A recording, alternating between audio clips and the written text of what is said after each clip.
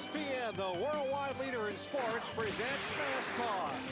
Tonight, we welcome you live beneath the lights to Richmond International Raceway for the 14th running of the NASCAR Busch Series Grand National Division Hardee's 250. 43 cars and drivers are ready, including our pole sitter, who is also our points leader. For more, here's Bill Weber. You're absolutely right, Jerry. Jeff Green is the point leader, and he will also lead this field to the green flag, his second straight pole and his third pole of the season. As for the races, well, he finished third at California, fifth at Talladega, second at Bristol, and he was also second at Rockingham. In each of those races, he lost to a visitor from the Winston Cup Series. His consistency has him leading the points, but he has yet to lead his team to victory lane in 2000. In 11 races at Richmond, his career best finish is second. That might be the best he can do in this race, because look who else is here cruising around Richmond on a Friday night.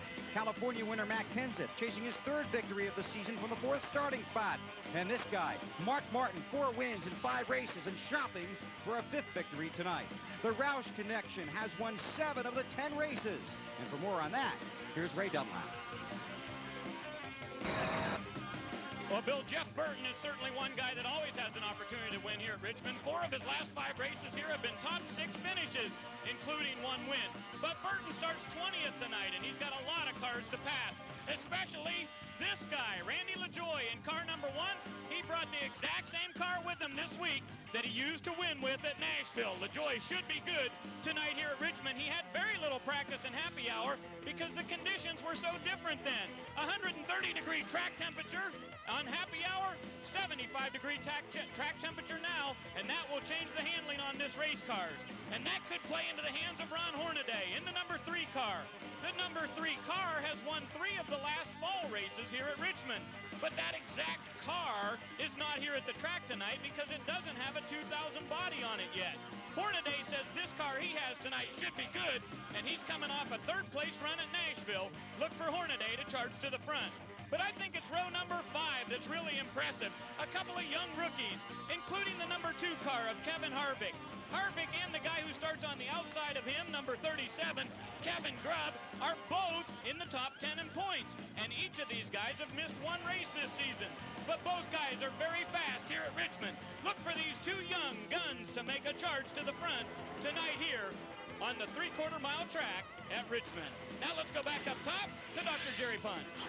Our NASCAR Busch Series coverage continues after 10 of 32 events on the $14 million tour. Jeff Green holds a slim 39-point advantage. Take a look.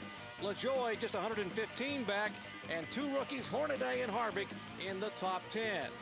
Now let's go down to the words that we've all been waiting for as a crowd of some 70,000 are joining us, getting set for NASCAR Busch Series action. Ladies and gentlemen, we're pleased to have with us this evening from Hardee's Richmond division, David Paetzel. And now, for the most dramatic words in the world of professional sports, here is David Paetzel. Gentlemen, start your engines. Go.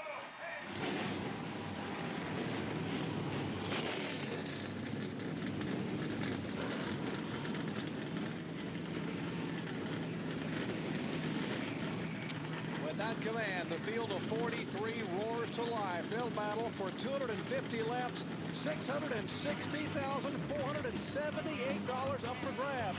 When we come back, we'll get Benny Parsons' insight as to what's going to happen at Richmond tonight.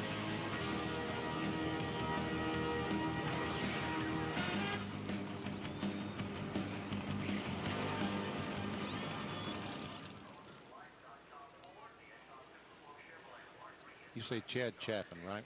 Chaffin, yeah.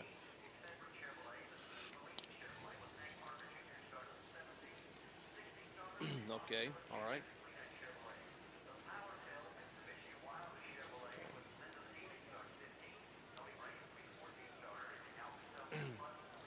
Can we put the track description up, Mikey, in our little ISO monitor?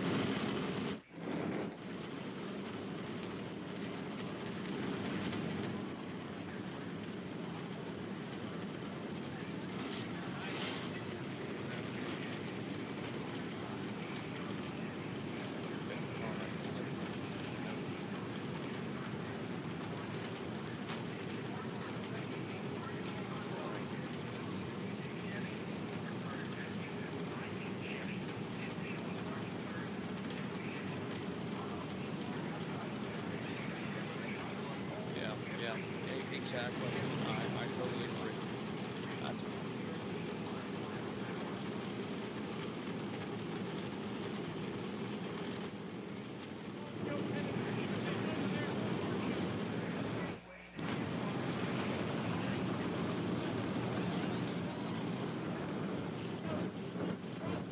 I'm going to come back and say who we are since we haven't introduced ourselves yet. Me and Benny. I'm sorry, I keep grabbing the microphone. Sorry, Ronnie, it's me doing that. Play with my headset.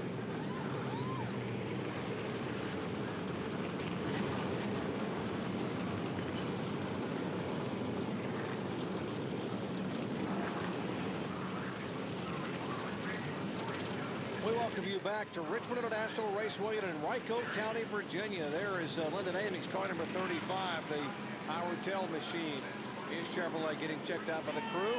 Nice look at this beautiful facility. I'm Jerry Punch along with Benny Parsons. Glad to have you back with us. Richmond International Raceway, Benny, a D-shaped oval, 0.75, 3/4 of a mile around. Front straightaway, that's the curved part of the D, 1,290 feet. Backstretch, the straight part, 860 feet. Not a lot of banking here. Just 14 degrees in the corner. Front stretch is 8. The back stretch is 2 degrees. But a very competitive racetrack.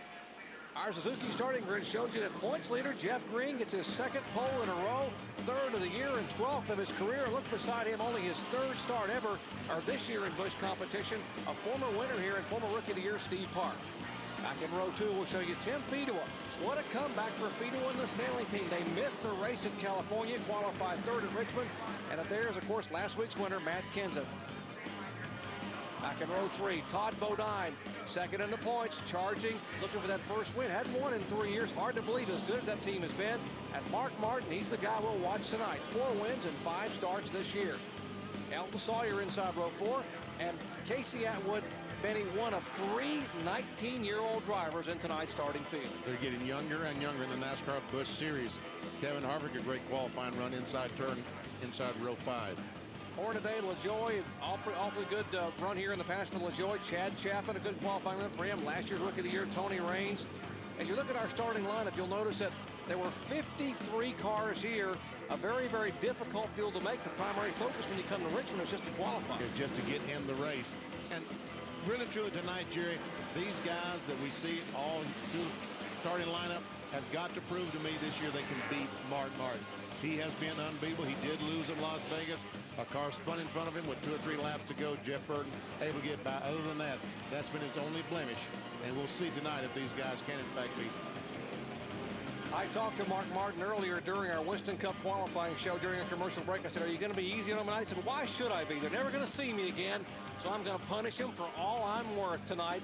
If they can beat me, they better bring their best tonight to beat me. So that should be a heck of a show as Mark Martin hopes to be able to win all 9 of the events he has left. Speaking of 9, we'll be riding along with 9 different drivers and in-car cameras tonight. Lots of exciting shots from all over this starting field as we get set for the green flag here at Richmond International Raceway. The 14th running of the Hardee's 250. Pontiac safety car peels out of turn 4, and Jeff Green will bring him down to the green.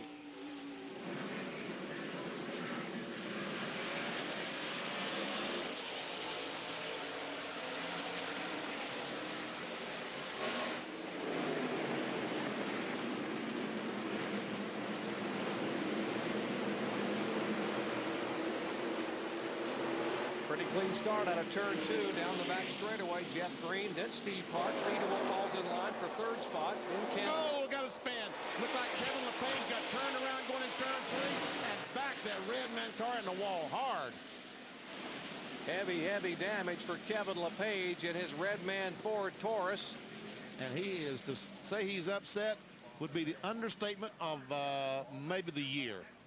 There's the 81 car. Blaze Alexander, his car also involved as he gets the car refired. There is LePage's car pulling behind LePage's car. There's Kevin LePage's car. See if we can show you what happened here on lap number 1. Right at the top of the picture, you'll see Kevin LePage going around and some fire under the car back in the gas tank area, but that was just rubber, I think. Okay, different angle in progress this time, looking across the racetrack. There's Brandon Butler in the 52 car. Anthony Lazaro in the 97. What might have been? There we see the 18 of Jason Leffler getting in the side of Blaze Alexander and spinning him around. Okay, Glenn Allen's onboard camera, the Bell South Mobility roof camera. Watch the top of your screen. You'll see him driving through that mess. And there's Blaze Alexander's car getting a little bit of tap from Jason Leffler. Well, caution early here on lap number 1 at Richmond International Raceway. Kevin LePage, heavy damage on the Redman Ford.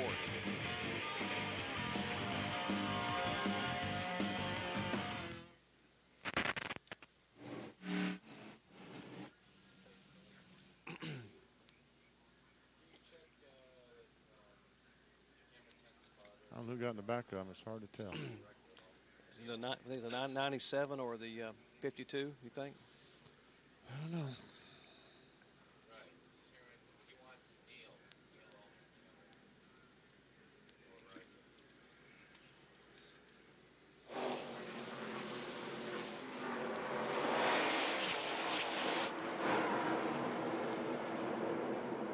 I'm sorry, I wasn't watching that. I was looking at something. Okay, now run it. Now roll it.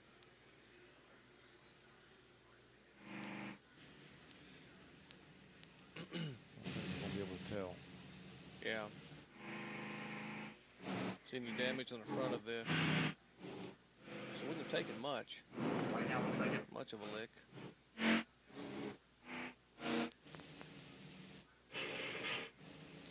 I bet you if we talk to Kevin, he might mention who it was, if he knows.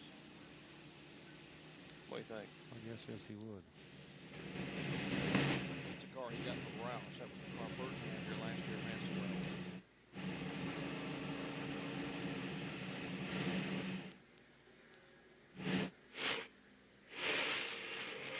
Shoot the nose of that 52 off turn 4, Mike, real quick. Behind the McDonald's car.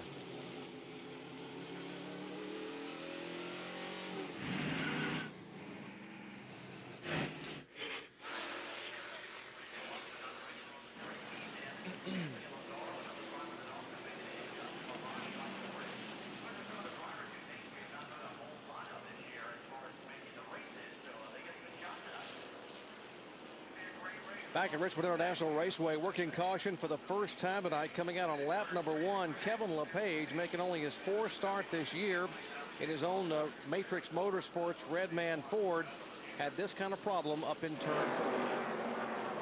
Going in turn 3, I'm pretty sure there was contact because Kevin LePage's car just spun quickly around. So my guess is he backed off to go in the corner and someone ran in the back of him. But well, let's find out, Ray Dunlap. Well, it's a pretty simple explanation, right? Oh, yeah. I mean, when the rear wheels are not on the ground going in the corner, there's somebody up your butt. And rookie mistake, rookie driver behind me, I guess, what I can think of. And I just hate it for the Redman team. I mean, we don't run a lot of these races. We had a decent car. We worked on it all day. And our day's over with first lap. I mean, if it would have happened 50 laps in the race, I'd still be upset. But on the first lap, I'm pretty upset tonight. Absolutely. Kevin LePage dejected out of this race. And this car here that's being towed back, or what's left of this car, was a car he actually bought from Jack Roush. It was a car Jeff Burton ran with so well here in the past at Richmond, the car that Burton ran so well with at Homestead last fall. And it's the first time LePage had taken this car and painted it red. Man was about to race it this year, and he makes a half a lap on it. I mean, that's got to make you sick. half lap, and someone gets in the back of him, and around he goes, and his night and his week and probably his month is ruined. Well, tough one for Kevin LePage. First lap action here. Mark Martin's onboard camera on the Winn-Dixie Ford. We mentioned that Mark Martin, this is his farewell tour. He will run a total of 14 events. This is his 6th start. So including tonight, there are 9 events left. And then Mark Martin will hang up that Busch Series Winn-Dixie helmet forever and call it a career in Busch action. Now, don't you Mark Martin fans get upset about it. He's not going anywhere in Winston Cup for quite a while. But as far as the Busch Series action, it's over. Take a look at this crowd, Benny. Great crowd. The backstretch, we see they did not open that grandstand because they haven't filled every seat in the other 7/8 of the racetrack or other 3/4 of the racetrack. But you're right, Joe. There's got to be somewhere around 60,000, 70,000 people here. Look at them. Wow. What an awesome night for racing here. The electricity of being at a fairgrounds, the aroma of hot dogs, popcorn, candy. Where are you going? Sit down. We've got a race to do. Don't you go anywhere. I'm just talking about the food they've got downstairs. These folks are filing in here to enjoy NASCAR action and exciting short track action. And now, as the signal's been given to these cars, 1 lap to go before the green, they will restart in single file, not the two abreast start that we saw. So now, the last place car, Jason Leffler, will really truly be at least a half lap behind when the green flag is waved. And that's because there has not been any lapping yet done on the racetrack. That's a NASCAR rule. If you haven't begun the lapping, it's a single file restart.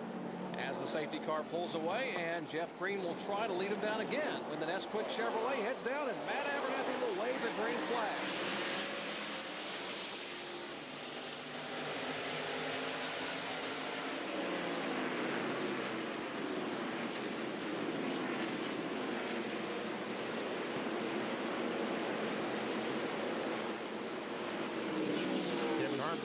Dove on the outside of Elton Sawyer, trying to take that spot away.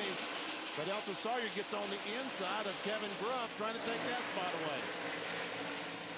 Elton Sawyer, native Virginian, Lysol Ford, had a great run last week in California.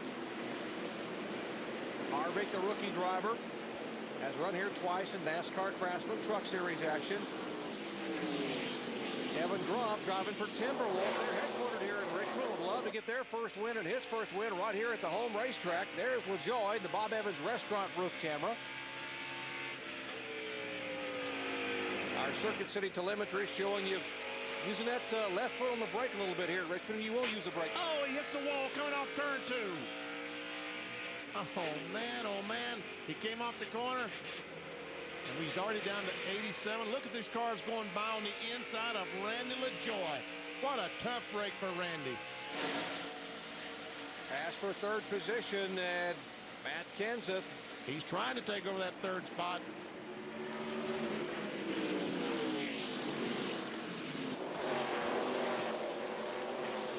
And Steve Park trying to take the lead. He's on the inside of Jeff Green down in turn 1.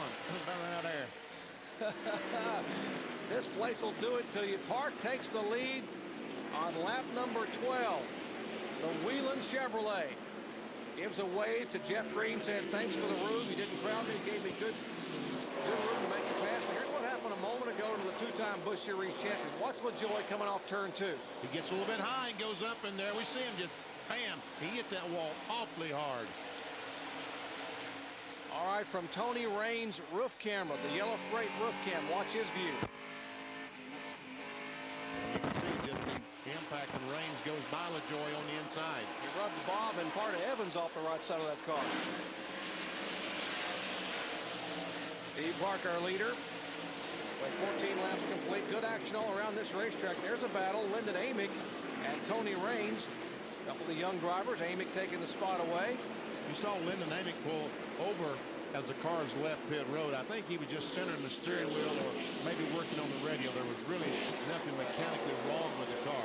They prepared it. He was able to get back to his 15th starting position before the cars had made 1 lap. Now Mark Martin getting a little racy, trying the high side of Matt Kenseth for 4th position. He makes it stick coming off turn 2. Dogfight in turn 3. Martin holds the outside spot, and he should have him coming off 4. Kenseth wisely backs off, lets Mark have that position. Now Mark is going to really try that outside and get by all these cars. He feels like the pace is a little bit slower than he wants it to be, so he's going to try to work his way to the front and make these guys run harder. If they're going to keep up, they're going to have to run harder. Well, Martin making it look easy, and that is not an easy thing to do, Benny, passing on the outside on a track like Richmond. We're going to see the grills probably and see Randy LaJoy. I'm sorry, that's the 57 car of Jason Keller. I saw that red and white car and thought LaJoy was losing more spots. Well, he is losing more spots. He has fallen back to the 19th position.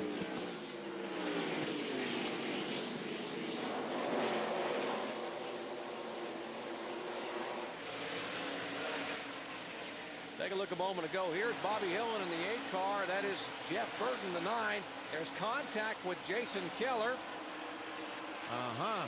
Remember, was it 3 or 4 years ago when Jeff Burton and Jason Keller coming off turn 4 for the checkered flag did something like that?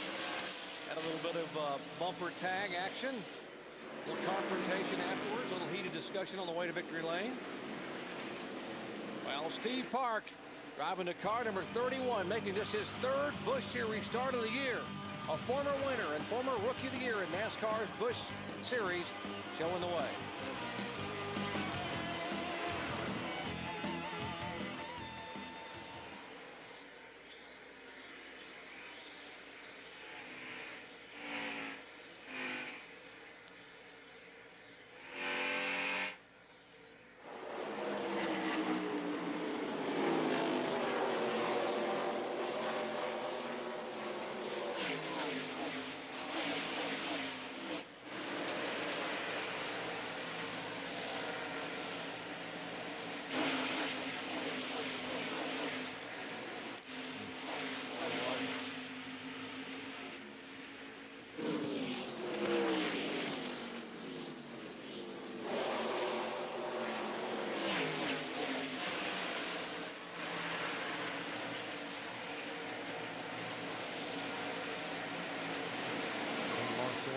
Back to Busch, Jim. No, he's not. He told me, he said, I got an intermediate track car here. I got my hands on Arlington Homestead car. These guys all got short track cars. He said, I don't have nearly as good car. I said, yeah, they don't have nearly as good drivers you got. Right. I said, thank you. He didn't wait.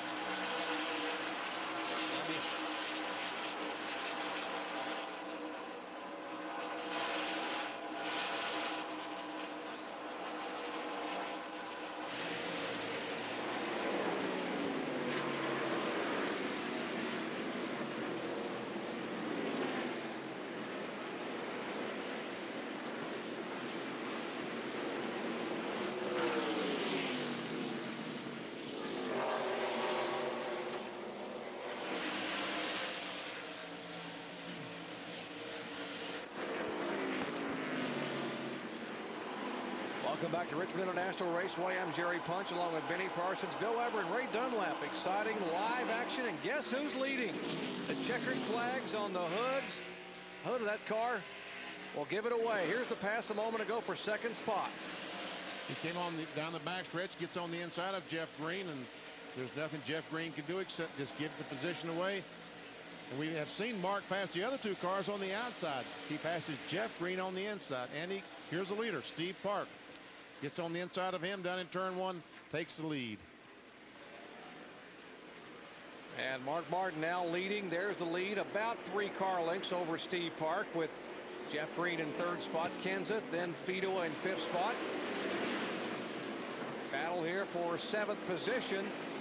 Kevin Harvick having a pretty good run in the Richard Childress on AC Delco car. And Todd Bodine, the Phillips 66 car, was up battling with his teammate Tim Fido for 5th spot just a couple of laps ago. So all of a sudden, Todd Bodine seems to be losing the handle a little bit. There's a look at Harvick, young driver, former NASCAR Winston West champion, ran a year in the NASCAR Craftsman Truck Series, now a rookie in Busch Series action, currently 10th in the point standings. That great run at Daytona to begin the year. Pulls up on the 27 car of Casey Atwood. That is for position. That'd be for the 6th spot.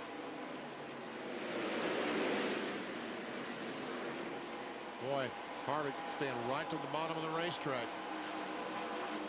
Now we see Casey Atwood trying to get on the inside of Fido in the 36 car. Can't quite make the pass.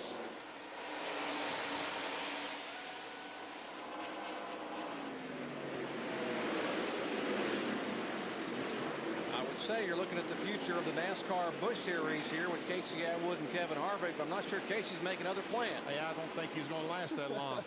Oh, Dillon. Anthony Lazzaro on the McDonald's car was trying to go by Dillon on the outside, and Dillon moved up the racetrack and caused Lazzaro to back off the gas, and when he backed off, Buckshot jumped in there, took the spot away, and now Adam Petty trying to do the same thing. Side-by-side action here. That again is Adam Petty, the Sprint Chevrolet. Anthony Lazzaro. Car number 97, the Cal Wells McDonald's Ford. Behind them, Jay Sauter.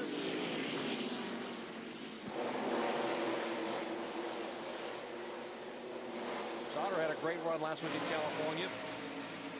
Coming from back of the field, 42nd to 10th. Watch this side-by-side action with Petty and Lazzaro. There's another side-by-side battle. David Green, a couple of veterans and brothers, David and Mark Green. David on the inside, Mark in the Superflow Chevy on the outside. It's a battle back to the 23rd position. David takes it. Mark is now back to 24th. Now, you see Adam Petty has been able to get by Lazzaro, and Jay Sauter gets by. So Anthony says, I think I'll get back down the bottom of the racetrack. But the outside groove will work for these guys. We've seen Mark Martin last start on the outside. Rockwell Automation bumper cam for the car number 21 of Mike Dillon. Richard Childress on the machine. There's Wayne Grubb, Kevin's brother, the 83 car. Former pole sitter here. Dillon goes by him. Jason Keller trying to make a move with the Excedrin Chevy on the inside of the 33 car of Tony Raines. You see the 57 car, the side of that car where it's been pancaked is where he and the car number 9 of Jeff Burton came together. These guys are running 14th, 15th, and 16th, the 3 cars you see in the picture. Raines, Keller, and Chaffin. The battle of the headache remedies there. Got Bayer on one car and Excedrin on the other. Battling on the racetrack. Behind him comes the 77 of Chad Chaffin. There is the 77 of Chaffin. 14th position. Raines and Keller.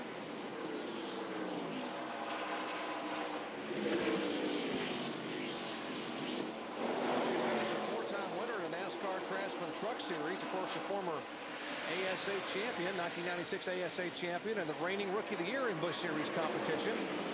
Driving for Bill Baumgartner in the 33 car. Now here is Keller. Last year he had a great car here at both Richmond events. In fact, he and his teammate Jeff Green led the most laps combined, led 139 laps combined, with Keller leading 61 of those. Right now struggling to make the pass for 14th position.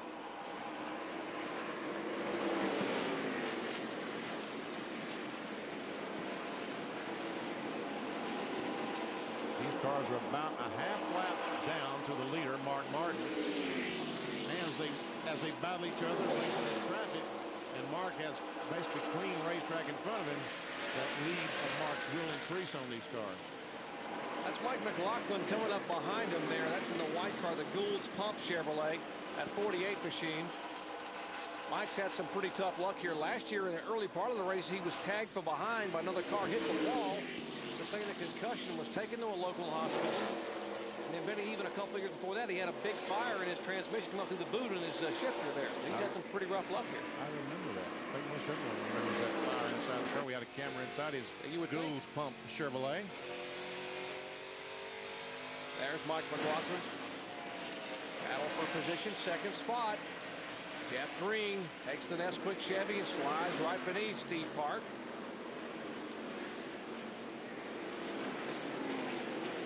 For you Steve Park fans, he's driving for Ted Marsh, or actually Linda Marsh owns that car. And these guys still battle for that 15th position, or 14th position actually, between Jason Keller, 15, Tony Raines, 33.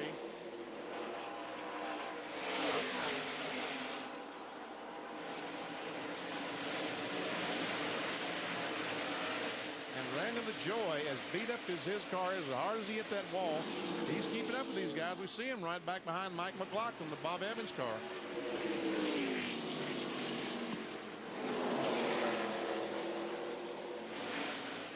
Great short track action.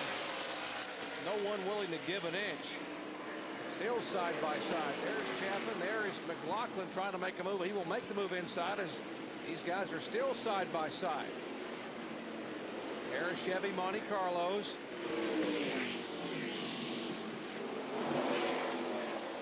Roush and cars are glued together. Roush engine in the 57 car for Keller. Robert Hilly motor in the 33. More contact down in turns 1 and 2. Now Raines will have the advantage. Keller pulls back in line behind him. McLaughlin has made a pass. And there is Mark Martin. And there's the difference between himself and second-place car, Jeff Green. We told you when the sun goes down, the stars definitely shine in Richmond. And it's shining tonight for the NASCAR Busch Series Grand National Division. Mark Martin, our leader, 45 of 250 laps are complete. We'll be right back.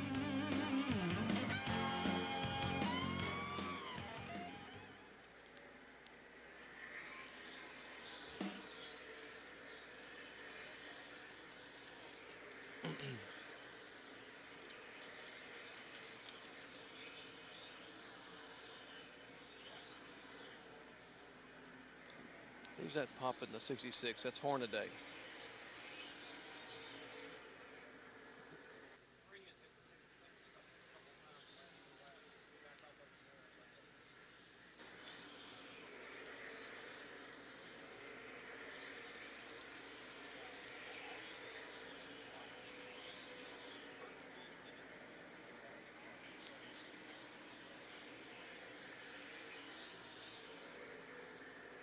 Did Purvis hit the wall over there?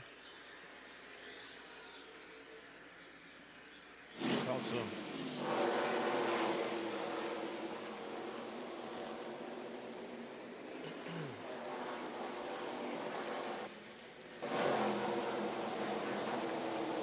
Well, guess where Mark is, huh? Surprise, surprise, surprise.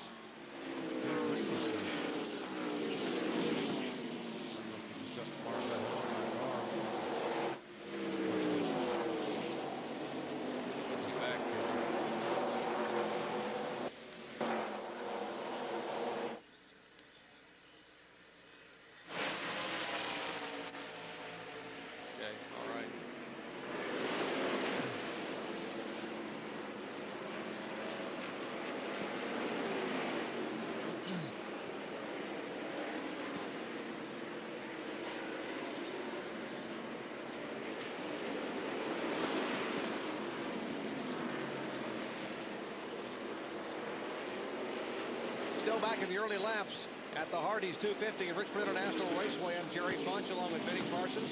Right on lap and Bill Weber. Riding live NASCAR Busch Series action. Heavy traffic for our leader, Mark Martin. And all of a sudden, it seems like the handle is going away on Mark Martin's car as he tried to go by Jimmy Johnson, the Alltel car, going off turn 2 last time. Wiggle badly. And that's Jeff Green right behind him. He had about a 1.25 seconds lead on Jeff Green. It's now 4/10. And we see that Mark Martin has run down Jimmy Johnson but cannot get by. So all of a sudden, he seems to be struggling. Benny, the rule here tonight is you get 2 sets of tires per position under caution. So a lot of teams were saying you had to make it at least to 80 laps before you made that first change. We were at 53 laps now. You got to wonder if Mark's tires are going away a little bit. Could possibly be. There's Jeff Green closing in right on the back bumper of Mark Martin. Now Mark is going to try to go by on the outside of Jimmy Johnson. Just joined us. Jeff Green was our pole sitter, picking up his second pole in a row, 3rd of the year. Mark Martin started back in the 6th position. There's Ricky Hendrick in the 24 and the 4 car of Jeff Purvis. Now, a moment ago, Jeff Purvis, Benny, had a problem talking about the Porter Cable Pontiac Joe Gibbs car. Let's show you from his onboard camera what happened. Coming off turn 2. Goes to the corner. Just brushed the wall. And we see Ricky Hendrick trying to get by on the inside. There's Brandon Butler in the 52. Now, meanwhile, all this is going on right in front of the leader. And there comes Mark Martin up on Ricky Hendrick on the GMAC car. Right along with the Porter Cable roof cam for Jeff Purvis. There's Jimmy Johnson, Brandon Butler. There's the battle top of your screen. Coming at you in turn 3. Glenn Allen. Oh, and there's a Jeff Green goes by, takes the lead. These Steve Park cars go by. All of a sudden, Mark Martin is back to 3rd spot. It's like he pulled up the race and this car is just not handling it. I'm not going to punish it.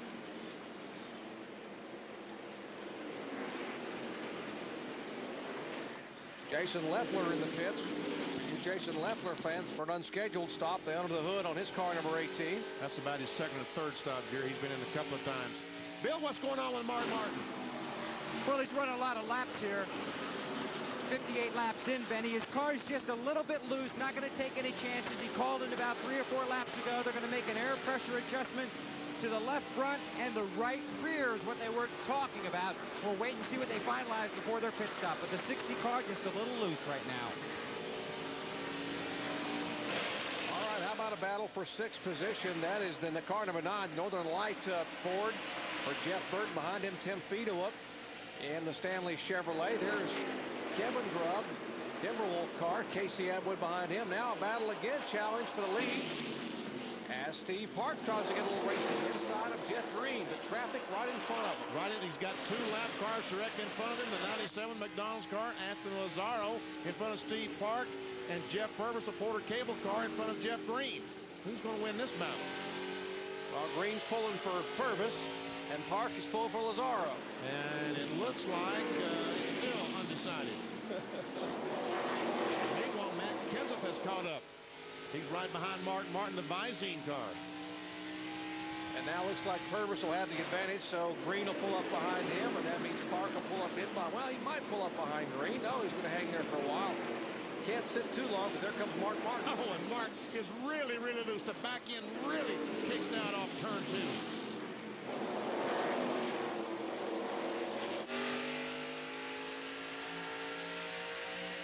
Okay, he's trying to run the bottom of the racetrack. Let's go back to the top of the racetrack, he said. No, he's going back to the bottom.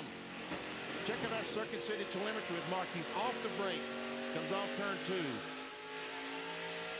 Turns up to 124, 25 miles per hour. Hard on the brakes. Off the brakes. You hear how smooth he is with that throttle as the car comes back up to speed? Very easy coming up off the corner with that throttle. He jumps the brakes, backs off the brakes. Listen to that throttle.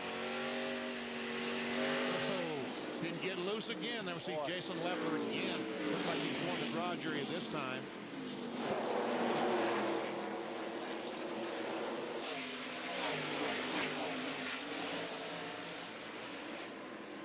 And I tell you what, they better be careful because here comes Jeff Burton in the Northern Light car.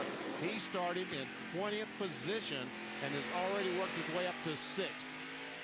Well, look, there's the progress for the Northern Light Ford for Jeff Burton, the Tommy Morgan prepared car, owned by Jack Roush. Jeff Burton won the Busch race here last fall.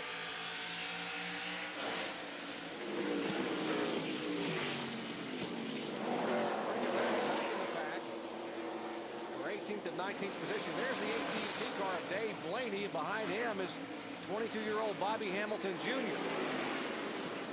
Warning about Mike Borkowski. He'll be back in the car in New Hampshire. Blaney will actually drive 3 of the next 4 events. He'll drive here at Richmond. He'll drive at Charlotte and Dover, but Borkowski will be in the car at New Hampshire and then back in full-time at South Boston early in June.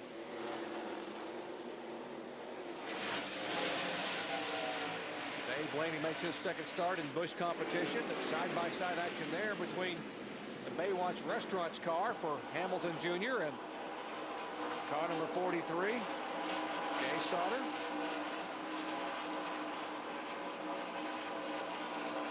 I love this racetrack where there's 2 distinct grooves. You can run the inside, the outside. Pretty good run for the Quality Farm and Country crew. Talking about Sauter's car number 43 now. After that great run at California last week, we mentioned coming from 42nd starting spot. Here's a look at that beautiful paint job on the 26 car of Bobby Hamilton Jr. Behind him is David Green. Oh, and Purvis is in the wall hard going in turn 3. I'm sorry, that's turn 2. He's nestled up against the wall. Caution out on lap number 68 for the second time today. Hard impact. Jeff Purvis, Porter Cable Pontiac comes to rest against the concrete.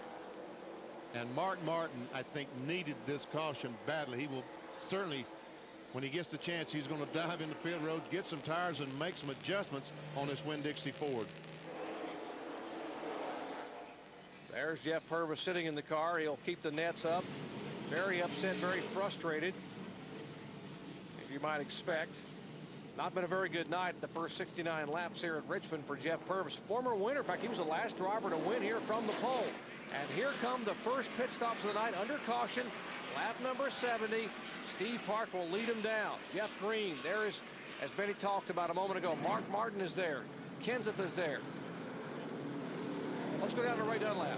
Well, Steve Park is in. He said this car is the best Busch car that he thinks he's ever had, and that's saying a lot because remember, he won here in the 3-car a couple of years ago. Very good car for Steve Park, and we expect Todd Bodine to make a big chassis change now to Bill Weber. It's 4 tires, no changes for Jeff Green. His car is good. He's got Tim Pino behind him and then Mark Martin.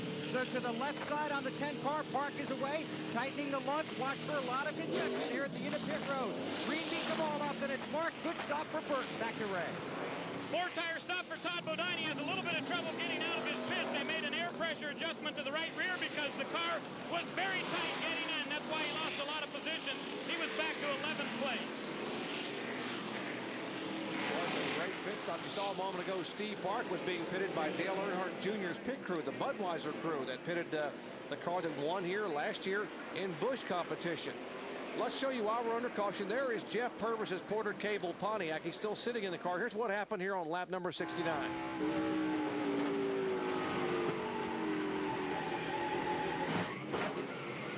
It sounds like the right front tire goes flat. Let's watch it. No, it's not the right front. It might be the right rear. It looked, I mean, it just acted like a tire went flat. And in the wall he goes. This is on board Jeff Burton's Northern Light car. Remember he brushed the wall coming off turn 2 earlier. There's just possibly something could have, a tire rubbed, the fender, the sheet metal rubbed the tire and caused it to go flat down in turn 1. Well, he's going to sit in the car. He's the 13th in points, wants to get that car repaired and get back out as he waits under caution here at Richmond International Raceway. Back with more in a moment.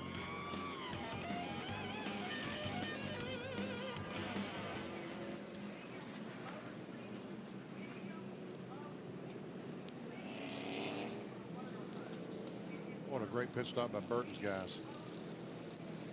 Went in, what, 6th, didn't he? Came out 3rd.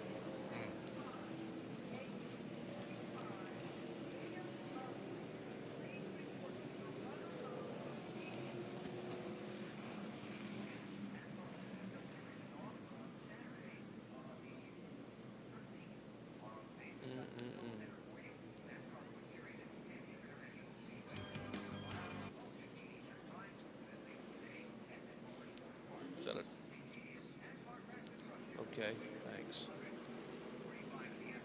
1st and 4th, 2nd and 1st, 5th and 5th. 6th to 3rd. 6th to 3rd. That's the key when you were talking about that. Atwood, 4th, thanks. NASCAR online. Okay.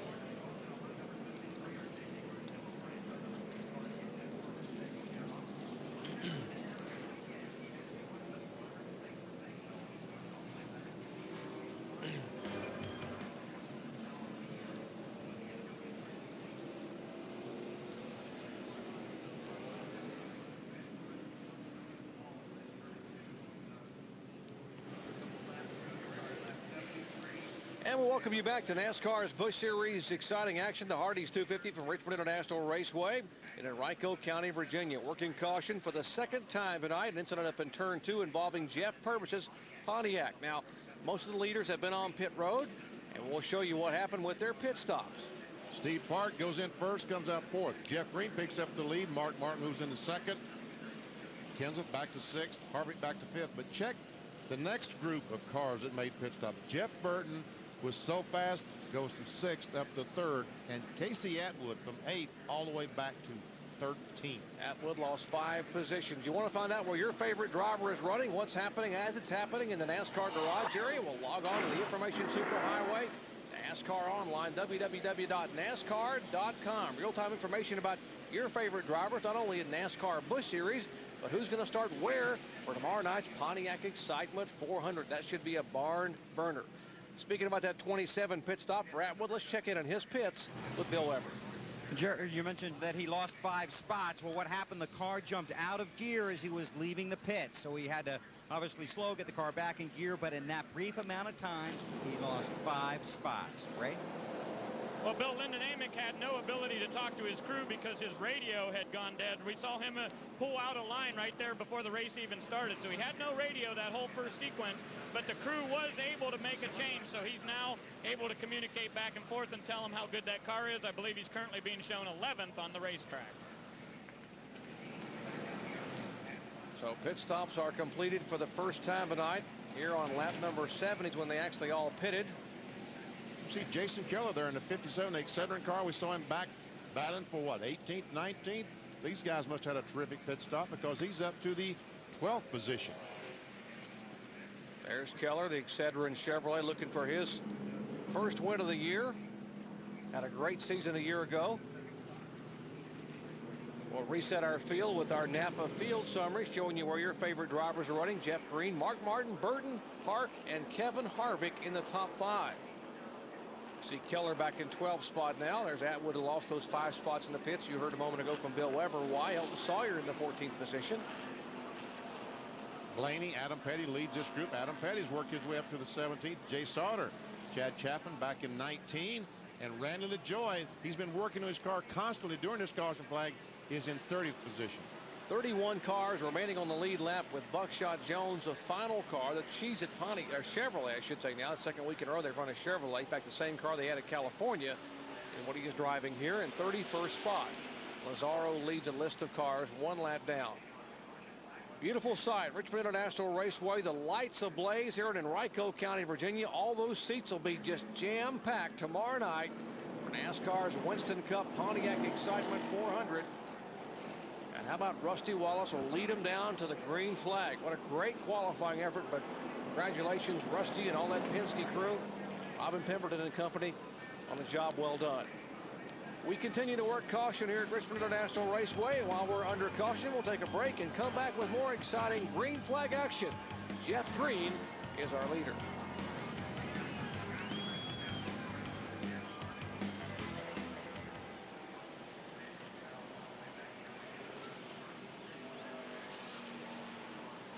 Bill, did you see the right rear tire on Mark's car?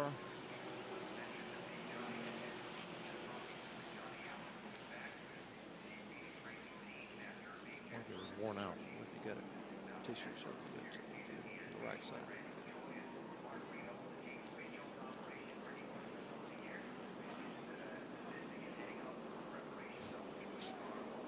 They say in French, a bouguer. Bouguer, yeah.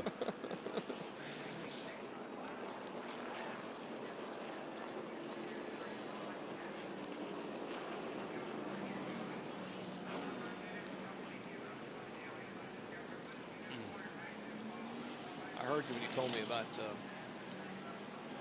20 deal, but I couldn't answer you if the mic worked. You talked about earlier, you might have misspoken on Orkowski, but I couldn't answer you.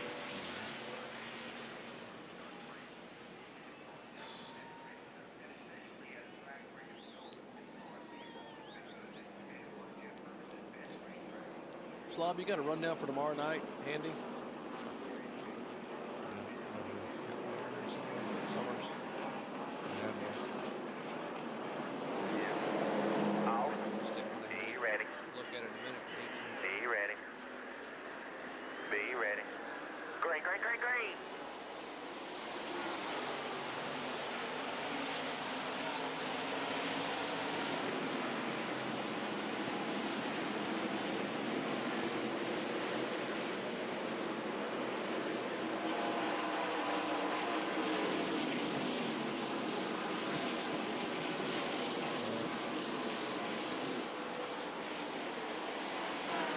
International Raceway, green flag flies, and so does Mark Martin. Goes by Jeff Green, takes the lead. Angelo Lazaro in the 97 car lap down. He got in front of the leader on the restart, but NASCAR said he fudged. He cheated a little bit, so they have black flagged him. Green down pit road for stop and go. Slap of the wrist, stop and go penalty, and Lazaro slows down, and Mark Martin leads Jeff Green and company down. 169 laps to go out of 250 at Richmond. Glad to have you with us. And a moment ago, we had a caution flag due to an incident involving Jeff Purvis. Our Ray Dunlap has caught up with him. Ray? Well, Jeff, it looks like you're going to be able to get the car back in there, but a little tough to hold on to early on tonight here, huh? I'm not running good all weekend, Ray. I don't know what the deal is. The last couple of weeks we hadn't done very good, so, you know, I hate it for Porter Cable and this whole Joe Gibbs racing team. We're a lot better race team than what we're running like right now, and I don't know what the problem is. I'll tell you what, guys, this has been a roller coaster season for these guys. One really good week followed by bitter disappointment. Purvis, a former winner here, marking the pole back in 1996, the last one to do it actually from the pole. There's Hornaday in the 3 car, the 66 of Todd Bodine. You heard about their troubles getting on and off pit road a moment ago. Bodine second in points. A little bit of bumpings in these 2 guys earlier tonight. There's Steve Hart trying to make a move inside. It will make a move inside of Jeff Burton's car, number 9. Northern Light Ford.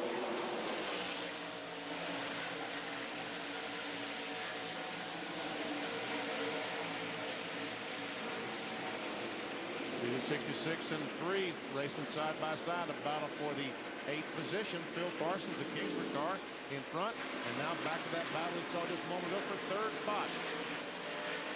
Steve Park, who will start on the outside front row in Saturday night's Winston Cup event in the Pennzoil Chevy, giving the Wheeling Chevy quite a wheeling here tonight in NASCAR Busch Series action. You heard the comment a little bit ago. He thought this is one of the best race cars he's had in a long time, or maybe ever had in Busch Series competition. And that says a lot considering he drove for Dale Earnhardt Incorporated and won Rookie of the Year back in 1997. Makes the pass now on Jeff Burton. Here comes the 2 car of Kevin Harvick, and he is coming in a hurry. He really is. He just dove on the inside of Jeff Burton. Looked like he was waiting for those guys to settle that position so he could pass both of them.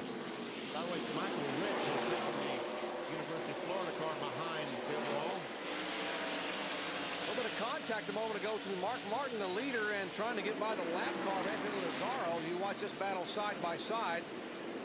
There is Harvick now making the pass on Burton.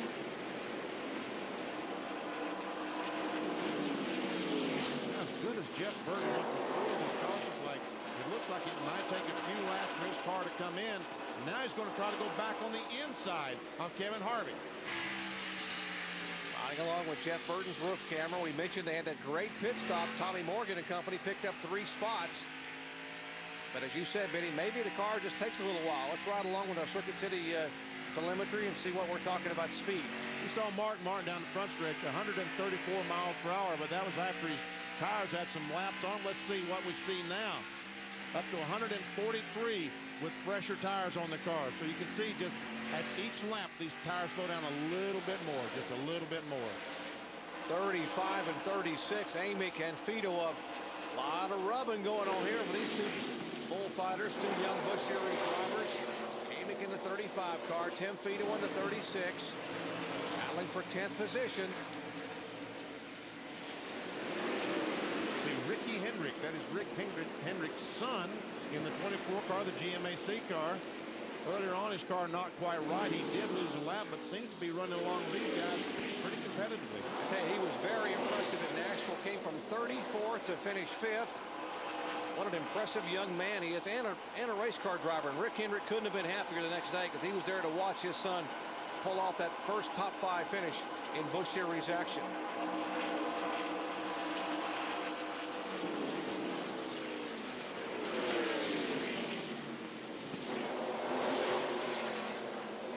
Car number 27 of Casey Edward. He is there, the Castrol Chevy. Clarence and Tammy Brewer on car. Oh! We saw the 35 car, Lyndon Amick, go high, trying to get his angle down in turn 1 a little bit better, but Fido was there, Lyndon, and some contact between those 2 cars. See, when you go in these corners at Richmond, you really need to swing out wide, get it in the corner, and with the car on the outside, you just can't do that. Fido knows that, and he's trying to keep that 35 car down as low. Now, battle for the 3rd spot. That would be Kevin Harvick in the AC Delco Chevy. And whatever adjustment they made to this car, it was pretty good before, but now it is outstanding. Harvick makes the pass look easy. And some contact from the Team Marines car. Rick Rathman's Team Marines car, Hank Parker Jr. had some contact with the wall a moment ago.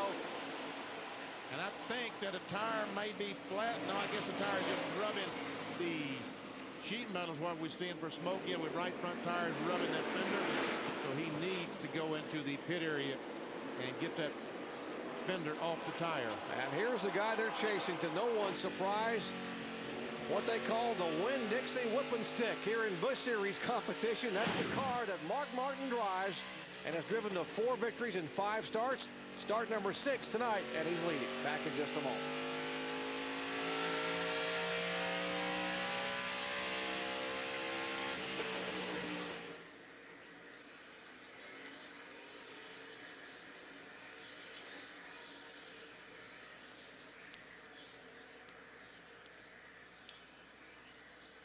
Hank said if he had to pick a least favorite track, it'd be Richmond. If he had to pick a second least favorite track, it'd be Richmond again.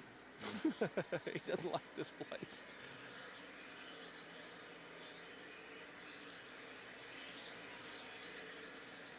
Okay.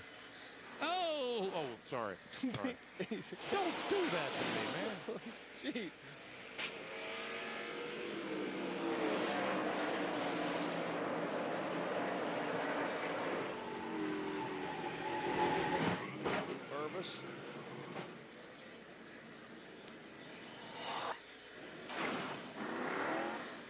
Parker Jr.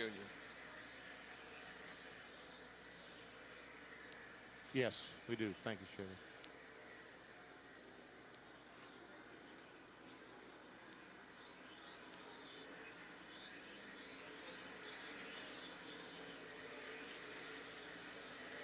Yes.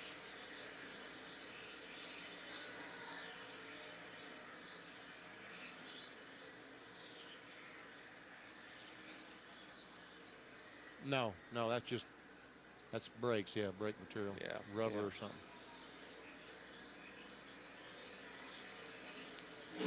Yep, I'd say there's trouble again.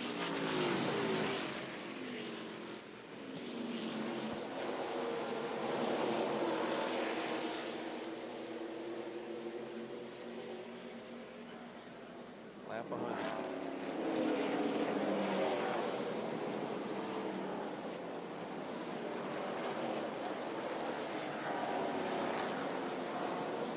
Richmond International Raceway caution for the 3rd time tonight. That's the reason Hank Parker Jr.'s Rick Rathbun Team Marines Racing Chevrolet came in a moment ago after having contact with the wall. They changed right side tires, went back on the racetrack, and apparently something has broken in the right front where he had some contact with the wall.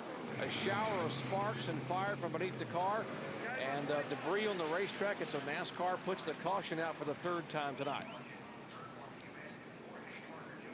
We'll show you how it started here a moment ago. Here's the first impact. Very innocent going in the corner. Looks like he gets a little bit too high. There he brushes the wall, and then later we saw the fender was rubbing the right front tire. So he comes in the pit area, makes a pit stop. Crew goes around. They're taking that right front off. As they do that, watch the flames come off the brakes. That's how much brakes you're using. You see the guy pulling that fender out, making sure it doesn't rub the tire. And then he comes off the corner, and bam, he hits at that time, and something really broke. And I see a brake rotor back on the racetrack. So it's a good thing NASCAR did throw the caution flag. That's a huge piece of debris back there. Now from the Bob Evans roof cam, watch that hit. Watch the piece of debris all over the racetrack there.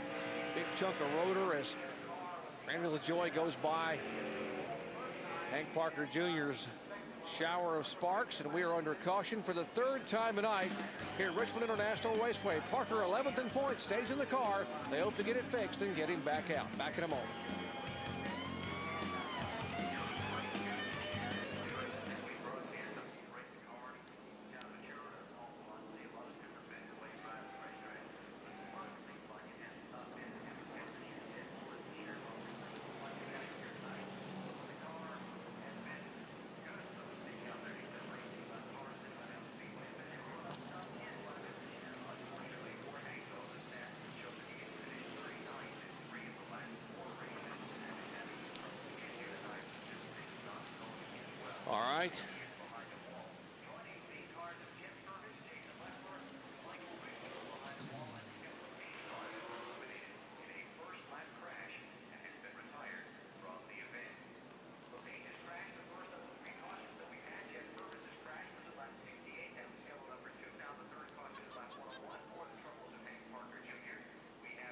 you read that story about that old guy, Howard? Was it Howard Rose?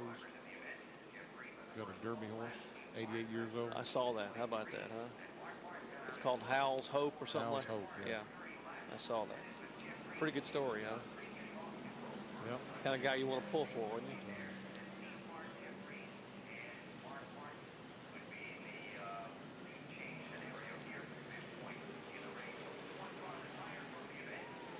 Horse has won 600,000 this year. Howell's Hope. Really?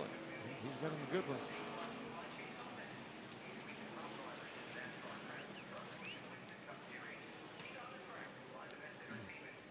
Okay, all right.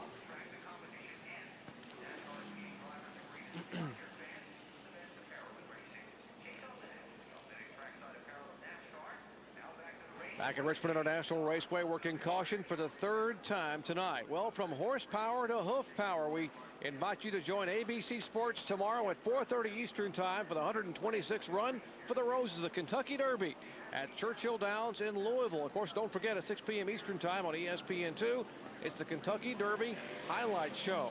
But the run for the Roses, that is 4:30 p.m. Eastern Time on ABC Sports tomorrow. Saw a great story yesterday in the USA Today about, I think it was Howard Rose, 88 years old, right. Owner and trainer, has Howell's Hope in the Derby. So I got to kind of pull for Howell's Hope. Howell's Hope. You can imagine what that day, what that win would mean for that person. Man, 88 years of age, having a horse running the Kentucky Derby. Wow. Oh, right. Go Sorry, ahead, Jerry. You see the lights are out the top of the pace car. We're just about to go back to green flag racing. Cars on your right, the cars on the inside line, cars that are a lap or laps down, and cars on the outside, cars in the lead lap. Mark Martin leading that group in the Winn-Dixie Ford. 29 cars still on the lead lap. As Green. I said it better myself. That's the green flag coming out. The spotters. Whoa! A lot of smoke from one car. Going into one. Cars up high. Cars up high. The caution is out. Caution is out. Stay on the bottom.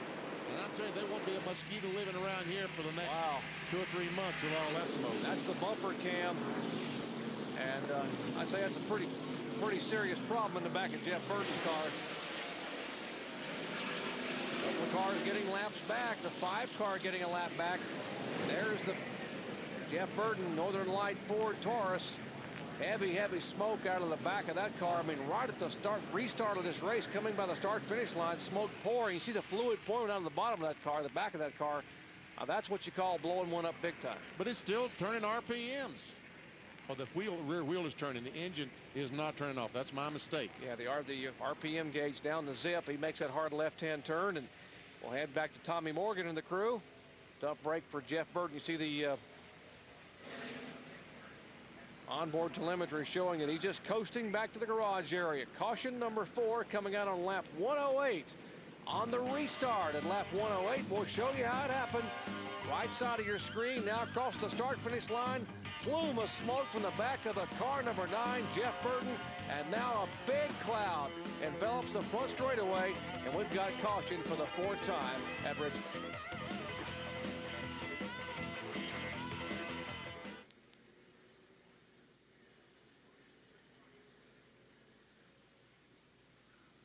I don't think I've ever seen quite so much smoke.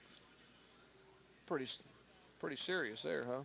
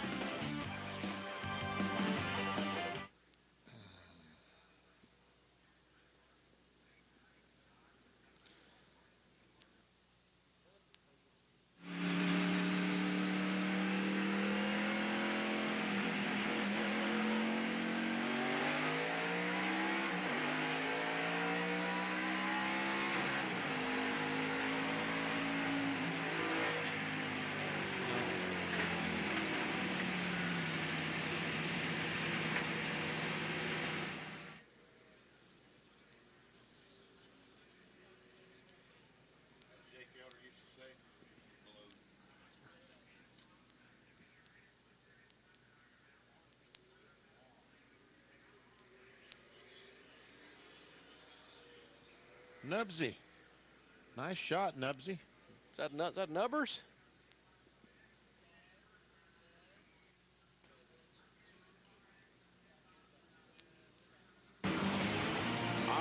Busch Series action of exciting coverage of exciting short track action from Richmond International Raceway is being brought to you by Smooth Busch Beer and easy drinking Busch Light. Busch, the official sponsor of the NASCAR Busch Series. Now, we worked caution for the 4th time tonight. Just a moment ago on the restart on lap 108. Let's listen in as Jeff Burton comes up to speed.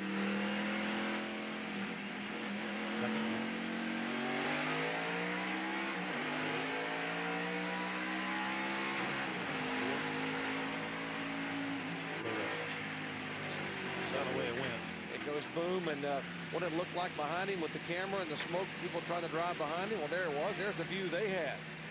Complete whiteout. Let's check in the garage area with Jeff Burton. Ray?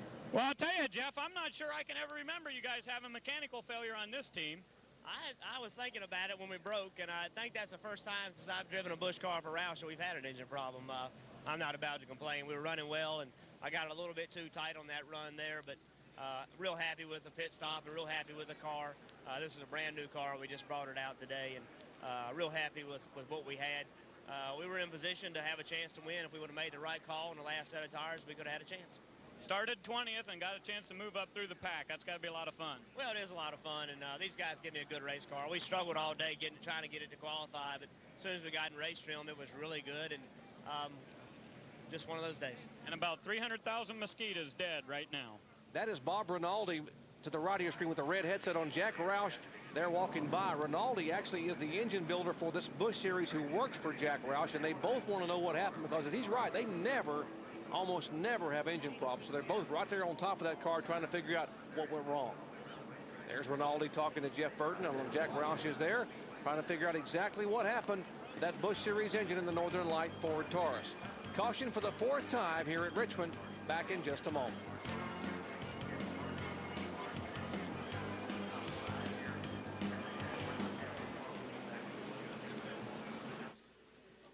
Who was that guy? Whose daddy is that was beside of Rinaldi and Jack? The tall guy? Yeah. Crew chief. Oh, Pat Tryson's dad. Pat Tryson's dad, yeah. Yeah. There is speedy dry all over this racetrack and all the way down pit road. There's oil dry everywhere. I think Jack was saying that it pulled the piston out of the pin, connection rod. Yeah, the piston. You pull the rod out of the piston. I think what he was saying. Just punched a big hole in the pan and dumped it. And block and everything else. Okay. Yeah. Okay. Good. That's live. The IROC is live, huh? Right. Okay. Wow. So do we fill between, or do we go away for 30 minutes? Fill. I love it. Don't we you do? know? No, I would imagine not, right? Mike said we fill. It's a 1 hour IROC, and then it's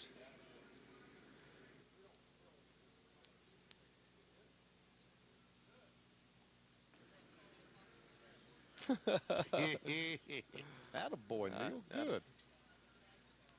Oh, easy.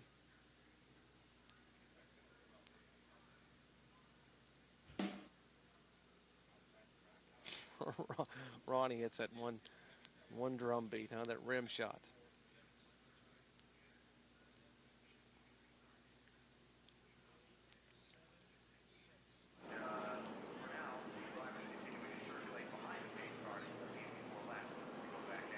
And we welcome you back to Richmond International Raceway here at the Hardee's 250. We have not even gotten the halfway point yet and are working 4 caution flags so far. Talking about exciting racing coming your way in the future. Well, how about some IROC action? The International Race of Champions, IROC 24, round 3 from Michigan Speedway. That's noon Eastern time on ESPN. That is live. And of course, following that, the ARCA Series Flagstar 200 at 1:30 Eastern time. That is Saturday, June 10th. Live IROC action followed by live ARCA action up at the ultra-competitive Michigan Speedway in the Irish Hills of Michigan. I'll be there. Benny will be there. Bill Weber, Ray Dunlap, of course, and Ray Evernham. And remember, now we're under caution here for the 4th time today. A moment ago, when Jeff Burton didn't break a motor. He exploded an engine. They are cleaning up the racetrack. Back with more in a moment.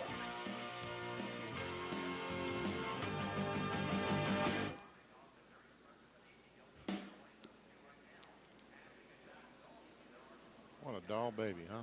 Yeah. By the way, Mike. Child was cute too. On the front straightaway here, that's not Victory Lane. Okay, just want you to know. Just want you to know. There it is. You see any lights over there anywhere? There are no light poles there for Victory Lane. There are none, exactly. Oops. Oops. Oops. Yeah.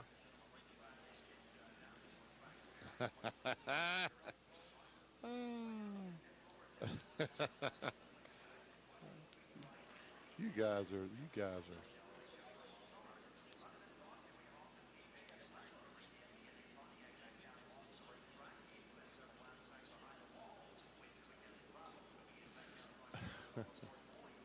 Wow. Wow. How about that, huh? Yes, Ray? Hey, Jerry? Yeah. With all that oil coming out of Burton's car, he almost had a fire in his shifter boot. Wow, has that ever happened?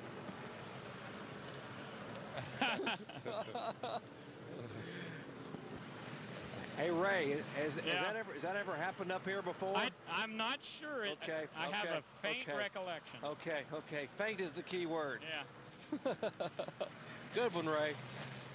Harris Devane! Oh, man.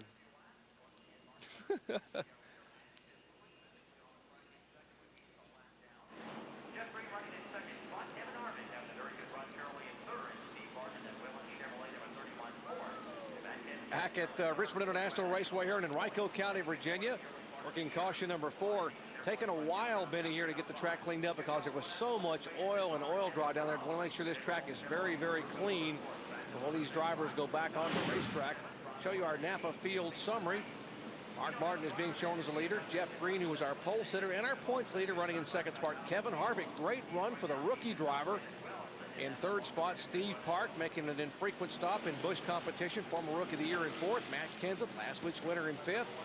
Kevin Grubb, hoping to get his first win for Timberwolf here in their hometown of Richmond. There's a look at 16 through 30. You see back Jimmy Johnson, Phil Parsons, and Dick Trickle all were able to get back on the lead lap this last caution flag. And, of course, 31 car is still on the lead lap. Ashton Lewis, the first car, a lap down in 32nd spot. Let's check in on the Mark Martin pits with Bill Weber. And Mark continues to lead a lot of laps, lately most of them under caution, but when he did pit earlier in the race, they just made a 1-pound air pressure adjustment on the right rear. They dropped it a pound, sent him back out. They had a great stop, and after the caution came out last time, Mark said the car is perfect. He's very happy, going for his 5th Busch win of the season.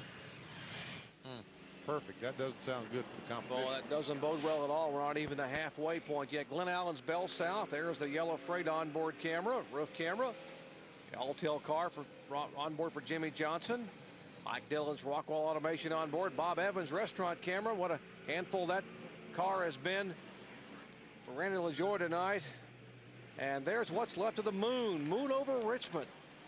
I heard all the planets were lined up, so I guess that's the only thing we can see of all the planets. And man. Well, there's what's left of Jeff Burton's engine in the Northern Light Ford Taurus. That one just exploded back on lap 108. Back in a moment.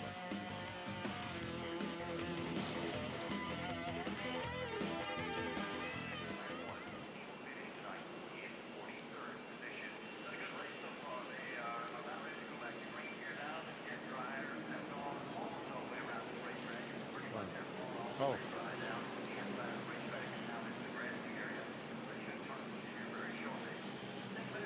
Yes, it is.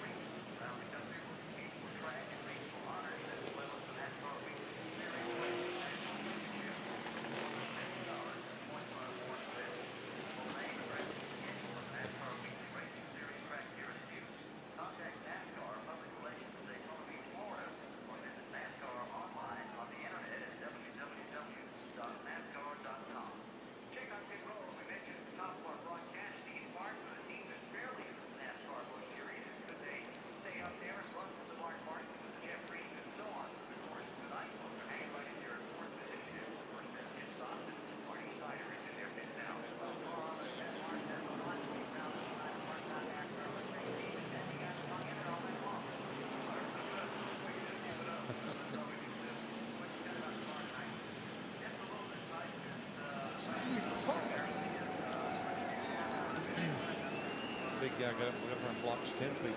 Yeah, I know it. And turn 4.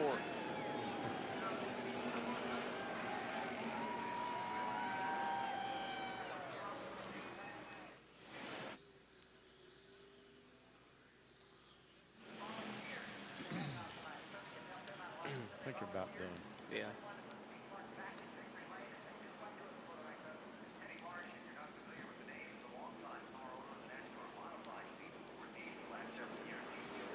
Under the bright lights at Richmond International Raceway, we are in the Hardee's 250. We approach the halfway point under caution. We had a caution come out about 10 laps ago when the engine in Jeff Burton's car erupted. If you're just joining us, they had a lot of oil all over the racetrack and parts. They've had a lot of cleanup going on, Benny, and they think they've just about gotten it clean.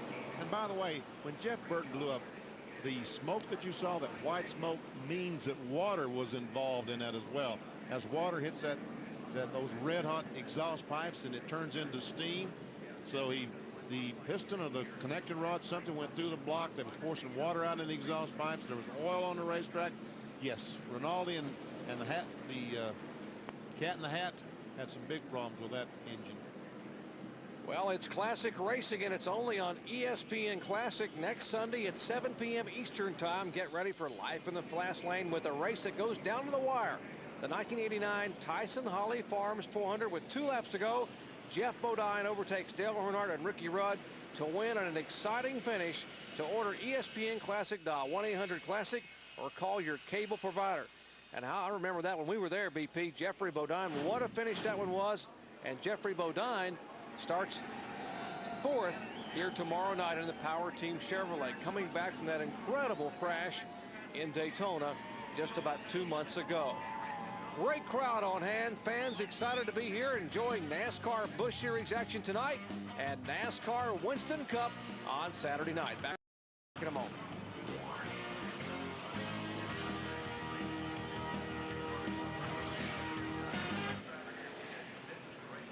Neil, got a question. Why would they write these promos and in the promos tell who ran, who won?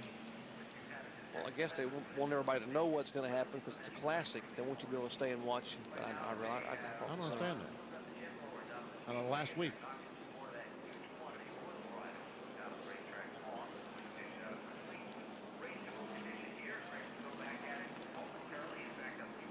Hey, Neil, on those promos for those classic races, why do they insist on telling who won the race in those promos?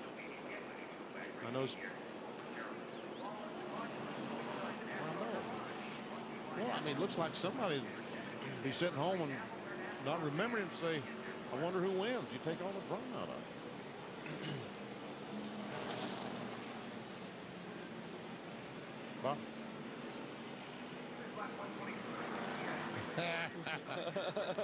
Well, I could, yeah.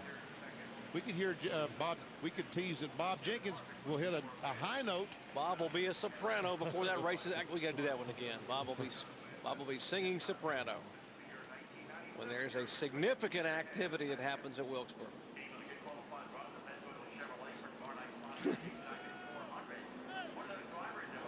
In Wilkes, over in Wilkes, yeah. Over North Wilkes. North Wilkes. Man, I miss that place. All right, are we going back racing? Yeah. That's the place I'm talking about. We still ain't going back. I think this race last year was a little long.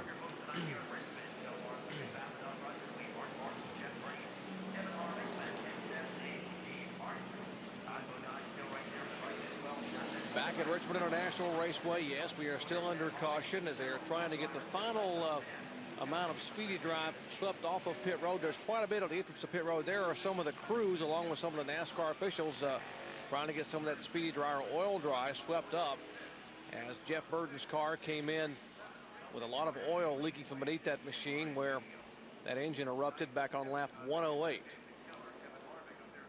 And those guys that we see down sweeping pit road, they're doing it for their own benefit because they are pitting just after where the oil dry is, so they were afraid their drivers would hit the oil dry and slide through the pits.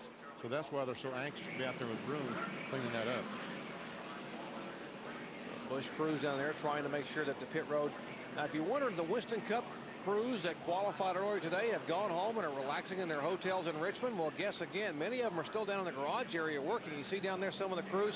There's a 97 car down there working. There is the pole-winning crew of Rusty Wallace and that Miller Lite Ford Taurus. So they are making the engine change, I guess, as they had to get the qualifying motor out. Put that car on the pole late in qualifying. A lot of drama for Rusty, winning the pole here at Richmond. Rusty will lead him down alongside Steve Park in the Pennzoil Chevrolet. Mike Skinner, our pole sitter last week at California, and Jeffrey Bodine, we mentioned, coming back after that incident 77 days ago at Daytona, comes back in the Power Team Chevrolet and qualifies fourth. I mean, they're only going to change 3 springs on the 99 car, it appears. So the crewman walking around with 3 springs in his hands, 2 fronts and 1 rear. And it sure looked like Frankie Stoddard and all these guys had decided to change those springs. Man. So work ongoing there. Here is the Busch Series race under caution at Richmond. There's some of the Exide crew. Now let's talk about pit strategy for what's coming up for the second half of this one here tonight. Ray Dunlap. Well, Jerry, this is more of a guess for me, and maybe Benny can tell me, but a couple of cars have come in for fuel here as they're anticipating to go green here in the next 4 or 5 laps. Mark Green was just in a minute ago, topped off with fuel. Randy LaJoie was in at lap 116, and he's got a full tank of fuel. Now, these cars can go 130, 135 laps, so it would be possible to go the distance now without stopping again. So, Benny, does anybody take the chance on doing that? Well, they sure might, Ray. That's a good point. And if this thing goes much longer, we may see some of the leaders come in. Randy LaJoie, we see that the pace car is running around the racetrack about 55 miles per hour. The pace car runs about 5 miles an hour faster than the pit road speed. Pit road speed here is 45 tonight at Richmond National Raceway. You see LaJoie's RPMs gauge. And Matt Abernathy holds up one finger saying that we will have green next time by. NASCAR's flagman, Dennis Dillard, aboard the Pontiac safety car. Right in front of the field, we check in quickly with Bill Weber. Well, getting ready to go back to green, and one car that should be interesting to watch is the 17 of Matt Kenseth. All day long here at Richmond, Matt has said the car is terrible, but still he had a good qualifying run, and he continues to run well here in this race. But even before his pit stop and since, he said the car is just terrible. He cannot pass. They did make a slight air pressure adjustment, but his car has been loose, sliding the nose in the turn. So he says the car is terrible, but he's having a good race. We'll see what happens. All right, thanks, Bill. We'll get set for the green flag here. Restart on lap 129. Green. That was Ashton Lewis on the inside trying to get the lap back, and Angelo Lazzaro drives in, makes it 3 wide, and some contact. Hornady just about was spun out by Blaze Alexander.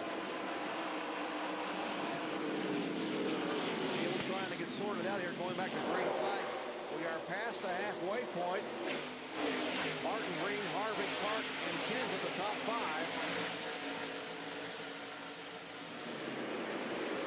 There's Ricky Hendrick in the car number 24.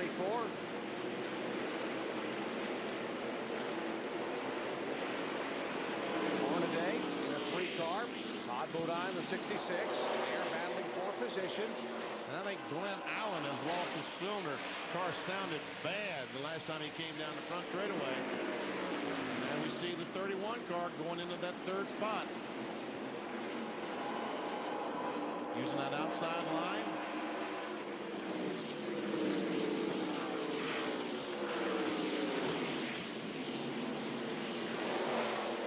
There's Elton Sawyer, the 98, the Lysol machine.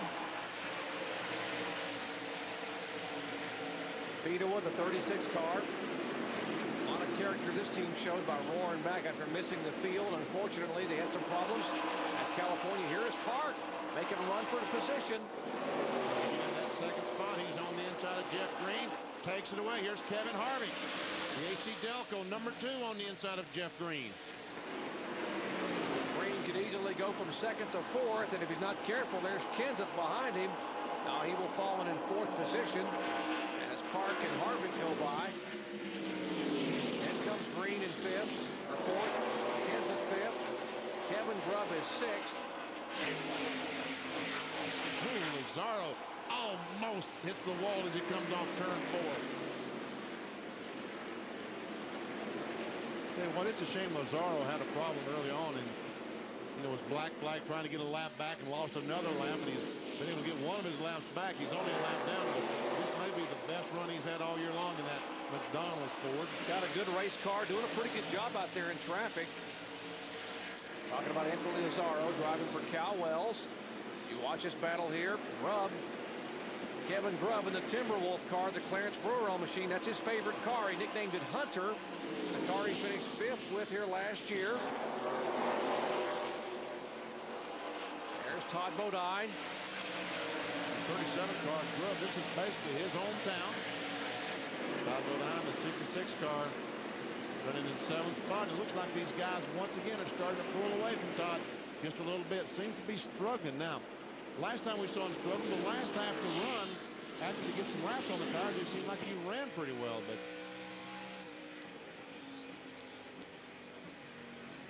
now here's Jimmy Johnson. He got a lap back on the last caution. Started in 35th and is currently 24th, the Alltel Chevrolet. It's the same car that he ran so well with up at Nashville and got his best finish of the year thus far, a 10th place finish at Nashville.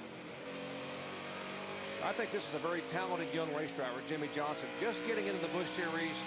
Haven't heard a lot about him yet, but I think this young man, you will hear his name a lot in years to come. ASA Rookie of the Year back in 1998. Finished 3rd in the points. Finished 2nd in the points in ASA last year. Here's the battle for position. For 9th, that is 9th. Oh, some contact. 9th, 10th, and 11th. Jason Keller, Tim Feedwell, Lyndon Amick, and Elton Sawyer behind this group. I guess I said last week that Elton Sawyer's owner was Bob Akins. I mean, it's Brad Akins, and Brad, I am terribly sorry. Brad Akins, the owner there. Ricky Byers, the crew chief.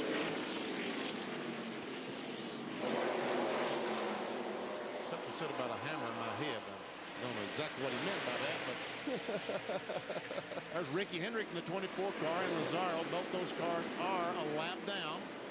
Lazaro is in 31st position. Here's that battle for position. That is for 5th spot.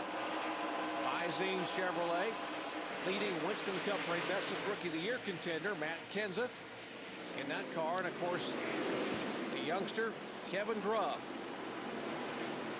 from nearby Mechanicsville, Virginia. There's Kevin. You mentioned this car is nicknamed Hunter. It's his favorite car. He finished 5th at Richmond last September, 8th at Memphis last October. The car he drove at Las Vegas and qualified 3rd with, and now is trying to take the 5th position away. Well, that would be pretty big. If he could get by Matt Kenneth, who's won 2 races this year, the winner last week in California, that would be big for this young man. Really help his confidence and I think help his team. Benny, Kevin Grubb did not qualify in the season opening Daytona 500, but is 6th in the points. That's pretty impressive. It is impressive.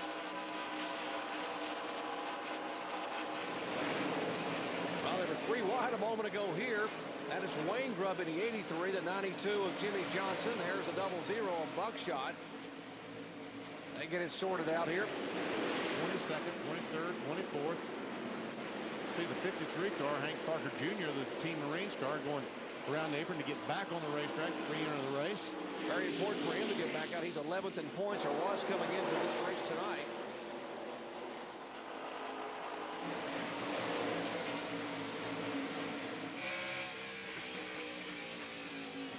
Looking over at Kevin, or I should say Wayne Grubb's car. Wayne, the older of the 2 Grubb brothers. Former pole sitter here, finished 4th a couple of years ago here at Richmond. I think that Glenn Allen's car has finally given up the ghost. He was slow down the front straightaways on the apron of the racetrack, so I think that the channel lock car appears to be over. His night appears to be over. Oh, Jimmy Johnson is crashing. Yes. Actually, both of them are up in turn 2. And that will bring caution out for the 5th time tonight.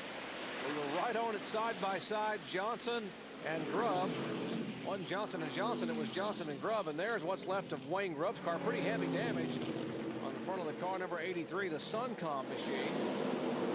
We saw these cars running side by side and going down in the corner.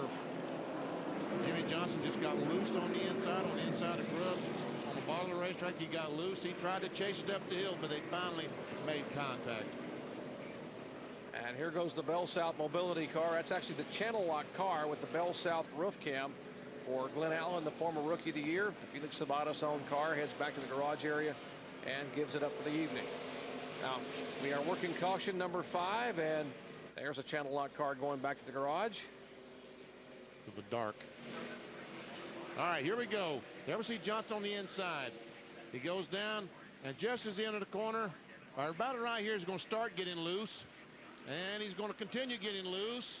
He's trying to save it, but finally he comes back to 83, and he just turns at 83 right in the wall. And you know what?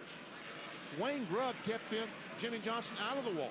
He did not hit the wall, spun around, and continues on. That extra contact for Grubb actually gets Johnson's car righted. Johnson's headed for the wall. Grubb is there. Now it's a swinging gate. Boom. And Grubb goes in the wall, and Johnson's car just loops around and does a 360. Loops around, puts the car in gear, and drives away. There is what's left of Wayne Grubb's car. Normally sponsored by Link Belt. You see the crew having those uniforms on, and Suncom, the sponsor on that Chevy Monte Carlo here tonight. 5th caution flag of the night coming out on lap 145. I skipped school to be on ESPN. Go Rusty. There is a Rusty Wallace fan. She had to be happy because Rusty put his car on the pole earlier tonight. He will lead the charge tomorrow night in the Pontiac Excitement 400. Back with more in just a moment.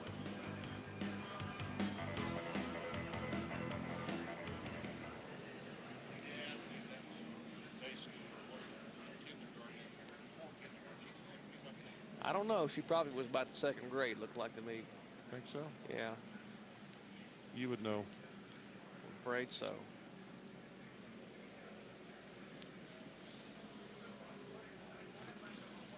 Now, Phil. Let's get a what?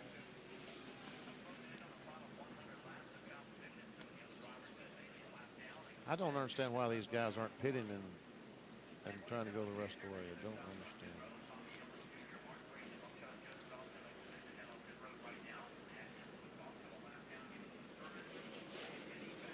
Phil Parsons sure did that.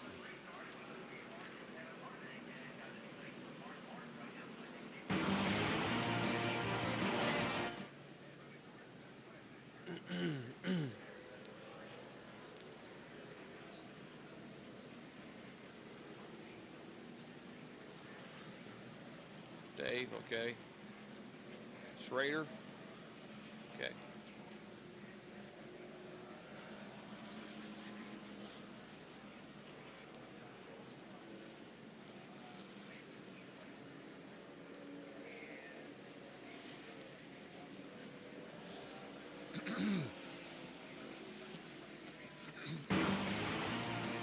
Our NASCAR Busch Series action from Richmond International Raceway is being brought to you by Rolaids. Rolaids, R-O-L-A-I-D-S, spells relief. Well, I think Ray has caught up with a driver who could use some Rolaids about now, right, Ray? Yeah, Jerry, good bit of damage on the right front there of Wayne Grubb's car. He had to come in for a pit stop. That put you kind of back in the pack. Yeah, I tell you, the Suncom Chevrolet was running awesome. It was running good on old tires, so we decided to come in. Since NASCAR limited us on tires, we decided to come in for a fuel stop, see if we could, stay out there longer than everybody else. But you get back there racing with these guys, and they just, I don't know, they just started overdriving the cars. The track was real slick after Jeff Burton blew his motor, but, and people are trying to run real hard side by side, and the cars aren't sticking. Well, it looks like Wayne might be done for the day here. Hopefully Kevin can have a good finish. Wayne, of course, the older of the two brothers. Wayne and Kevin grew up from nearby Mechanicsville, Virginia, just down the road a few miles. Probably about 2 miles as the crow flies, about 3 or 4 miles by car. As we get set for a restart, here on lap 152, Mark Martin leads him down. Steve Clark in 2nd spot. And Mark Martin had pulled out to a couple of second lead on these guys, so you know he did not want to see a caution flag. Now then, with 100 laps to go in this race, I'm surprised that some of these leaders did not pit. Some of the guys came in the back of the pack, came in, changed tires, and can go the rest of the way. So most of these guys still have one set of tires left that they can use under the caution flag if need be. So you got to wonder if, and a big concern might be track position. You watch this battle down on the racetrack. Let's check in with Bill. Yeah, you're exactly right, Jerry. Mark Martin and his guys talked it over. And Mark, as we talked about earlier, his car is perfect. When he said he wasn't coming, that usually follow the leader in this situation. But a lot of those guys wanted to stay up front. They can easily reach lap 200. They still got a set of tires left. They don't think the race is anywhere near over. Obviously, some guys hoping Mark's handling goes away a little bit. But right now, they had fairly fresh tires because of all the caution laps, and they could go for a number more laps. So they decided to see what happens. So Bill Weber has a solution. They're going to hang out to about lap 200, make that final pit stop, and see if they can do something with Martin those final 50 laps. If there's a caution flag, if they got to make a green flag stop, none of these guys are going to win. Some of these guys that just stop are going to win the race. Right now, Jeff Green, the Nesquik car, just seems to be holding up this group. It looks like to me that the 17 of Kenseth, Grubb, and Tom O'Neill a little bit faster.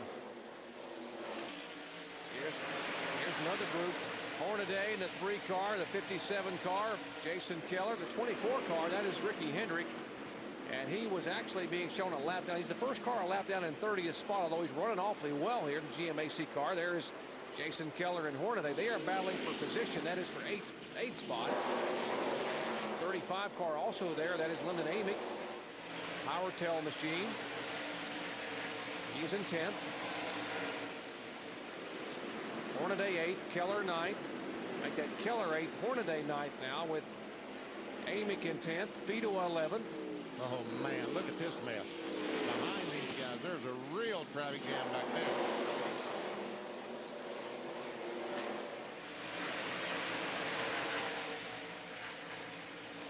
Ricky Hendrick just moves over, let these guys go. This is Ricky. Oh, Lyndon Amick almost goes around, but he does not.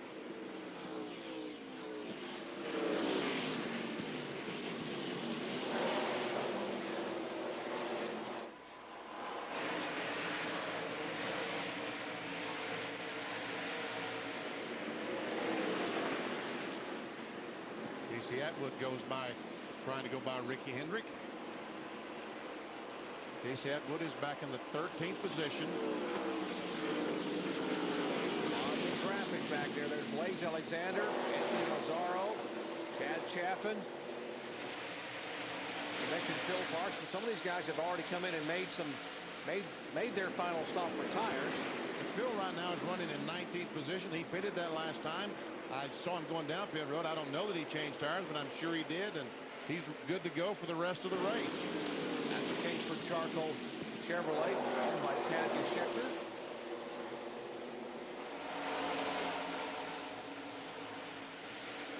Still 29 cars on the lead lap. Mark Green, the last car on the lead lap in the Exxon Superflow Chevy. There's Phil Parsons right behind Lazzaro. Gets by Chad Chapman. That is the battle for position, the 18th spot. Well, I'll say he got by. He's trying to get by.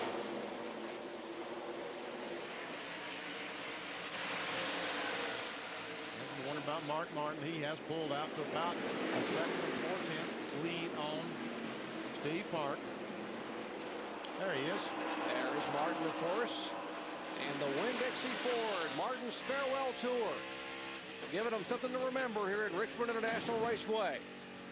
Martin 1.5 seconds lead over Steve Park with Harvick, Green, and Kenseth in the top 5.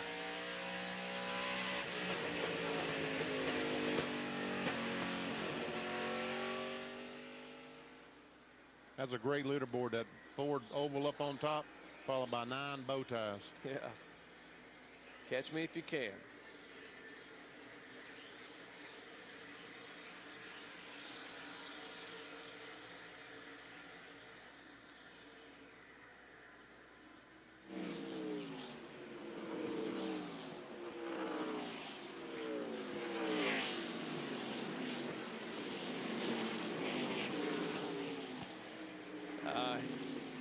No caution. No caution. Yep, caution's out. Oh,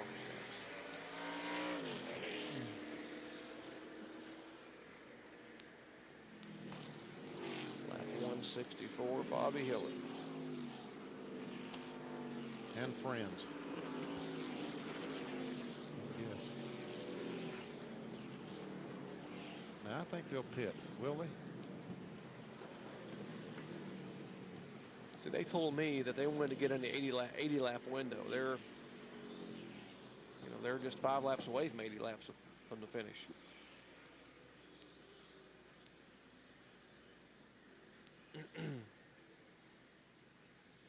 Poor timing, if you ask me, producer.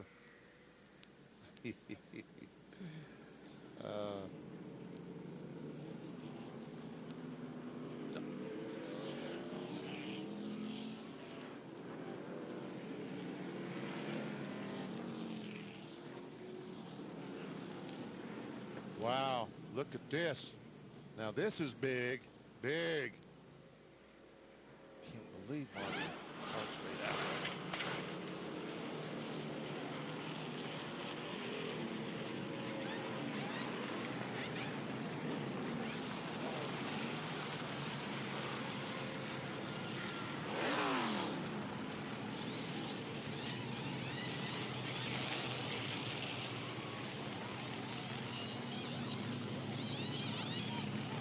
Back at Richmond International Raceway, caution on the racetrack. Almost all the leaders on pit road for what would be their final set of tires.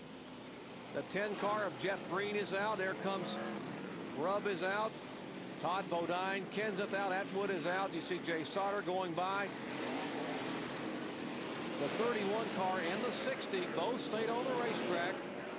Man, I'm telling you, Mark and Park, I don't know how in the world that they will ever fight their way back to all these cars. We have 29 cars on the lead lap, and I don't know how in the world they're ever going to get back all these cars. Well, let's show you what happened a moment ago when we talk about the pit strategy. Let's show you what happened to bring out the caution flag. We were in break a moment ago.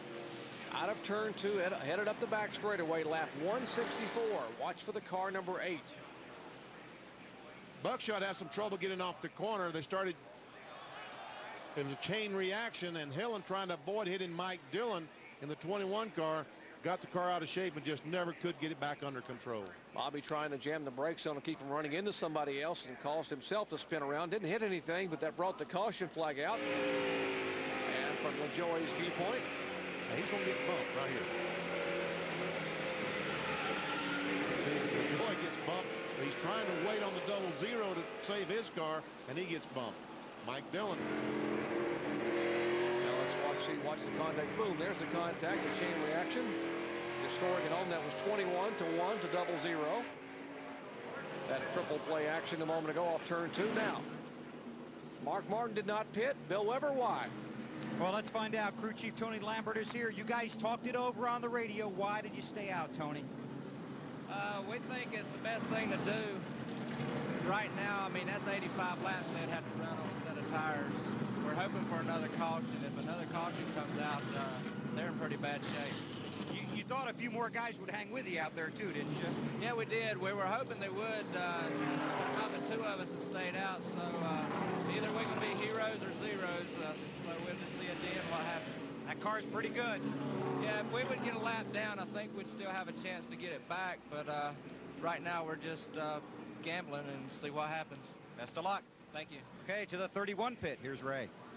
Tell me what kind of strategy that is. Now, I guess it's follow the leader, right? Yeah, it was follow the leader. And what a mistake that was, I think. It's a little early to pit, really. I mean, you've got 75 laps to go. That's a long way to go on the set of tires in this place. So we thought we'd do whatever Mark did. But when you and Mark come back into pit later and everybody else stays out, you got a lot of cars to pass. That's right. And if we have to do it under green, we're dead. Okay, that's the strategy from down here in the 31 pit. That's car owner Ted Marsh. At the beginning of the race tonight, Mark Martin was a rocket ship, but his tires went away at 52 laps. So they know what his tires are going to do. They know that at 50-some laps, his tires go away and the car gets very, very loose. So maybe they're saying, let's not take a chance. Let's wait and get our last set of tires with 50 to go, and maybe no one can beat us. We're going to see. I think he's going to have a hard time wading his way through all this traffic. He and Steve Park both. They see Phil Parsons back there in the 3rd spot, Jimmy Johnson in 4th. These cars were at one time were a lap down. They got their lap back on the caution flag. Now, they pitted on the last caution flag, changed tires, have enough fuel to go to the end of the race. They stay out. And we are 80 laps away from the checkered flag. There's a look at the Alltel Chevy for Jimmy Johnson. Best finish of the year coming at 10th up in Nashville, Tennessee.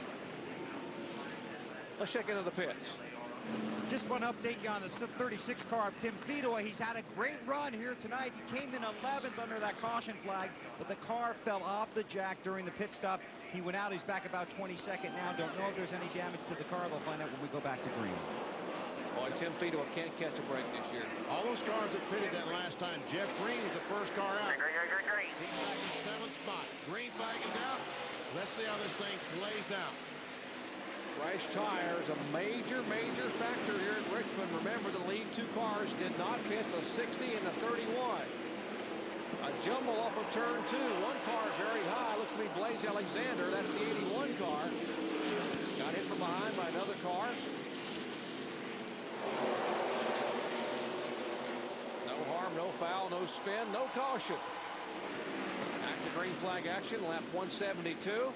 And we can see how much one advantage that new tires will give you. Phil Parsons in the Kingsford car trying to get on the inside of Steve Park.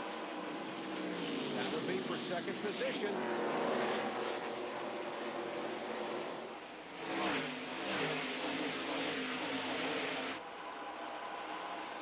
Phil's on the inside, can't make the pass.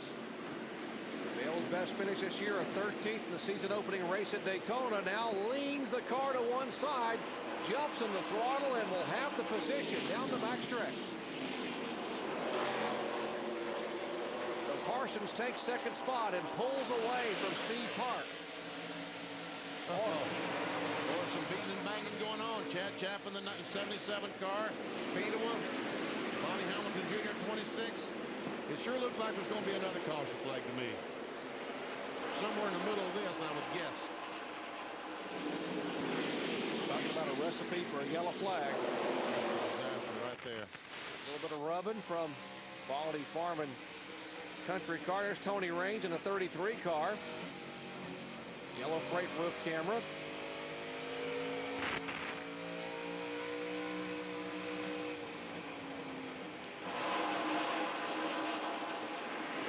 See, Buckshot Jones has moved by all these cars, moved up to the 4th position, trying to get by on Steve Park, 3rd spot. Here comes Jeff Green with those fresh tires.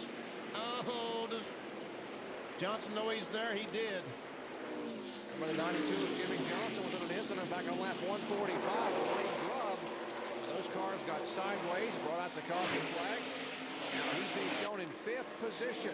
And Bobby Hillen's back there as well in 7th, is being shown this last time by. There's Buckshot on the inside of Steve Park. You see, this is what I'm talking about track position. Get a look at the run down through there. Martin back here with fresh tires and what have you. He still has got to work his way through 29 cars. Less than on Buckshot. Still there, clear. Good job, Buck. Telling him he's clear. Sees it. Chevrolet pulls up in front of Steve Park's wheeling car. There comes the Tesla Chevy. Now Jeff Green has fresh tires. Left rear tires flat on the Brandon Butler car, the gray bar electric car.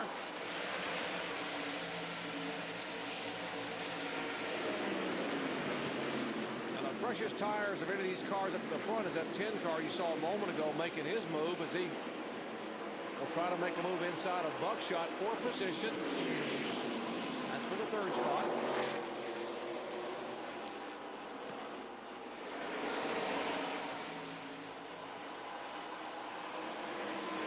Side-by-side action, Jimmy Johnson. 92 car, 31. They go 3 wide. Lazaro in the middle. Whoa, he gets pinched and thinks better of it. He's a lap down back in 30th position. Here's Lyndon Amick back on the inside. Boy, they're trying their best to wreck. Pushing and shoving and rubbing. Richmond at night. Don't you love it? I do. Look at a big donut on the side of the 17 car, Matt Kenseth. Now Kenseth on the inside of 35. Lyndon Amick takes a spot away.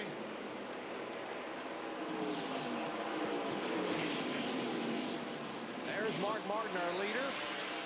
And the Winn-Dixie Ford, he has yet to make his final pit stop. He is leading with Phil Parsons less than a second back. There's Phil Parsons in the Kingsford car trying to make a move as laps are winding down here at Richmond.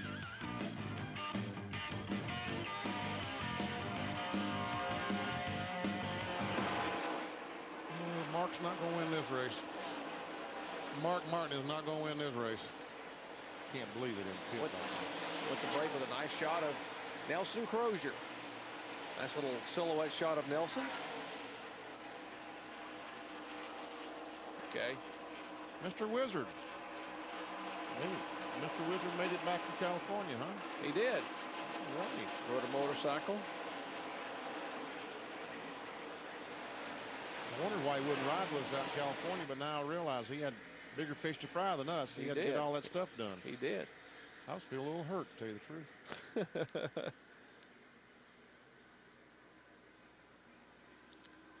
We got a black flag. Who is this? Brandon Butler.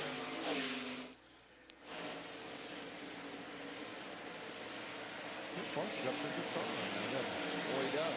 He's catching Mark. Of course, Tim car's catching him a little bit. Yeah, that's the good news and the bad news. Another left rear turn. No, it's not.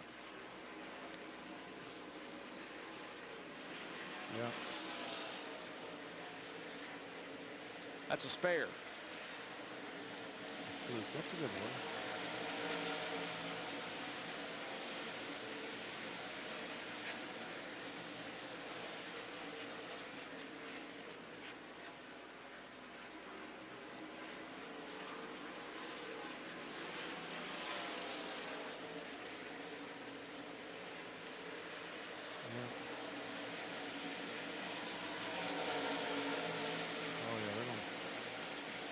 What?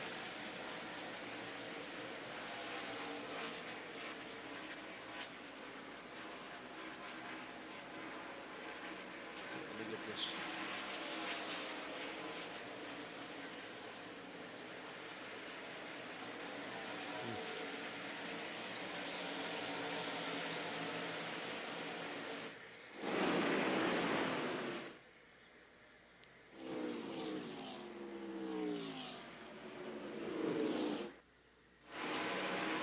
Studio.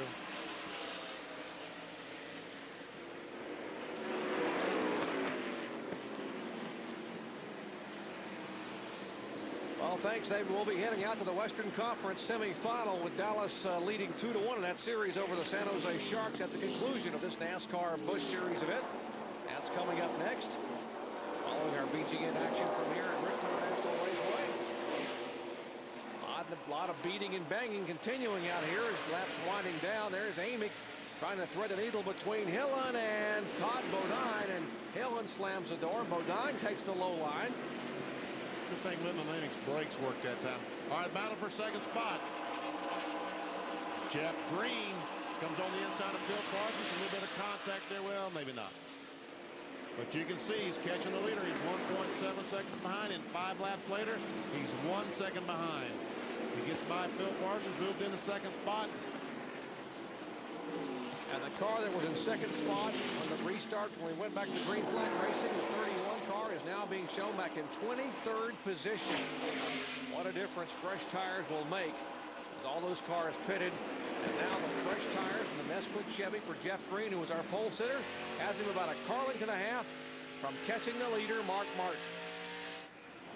58 laps to go. You heard Tony Lambert, Mark Martin's crew chief, tell Bill Lever a little bit ago they wanted to be able to get their last set of tires within the final 50 laps. So they would love to see maybe a caution flag now. That's the only shot they got, and the sooner the better for them. Sooner the better, that's right. See, 17 car, Matt Kenseth had the best speed the last lap.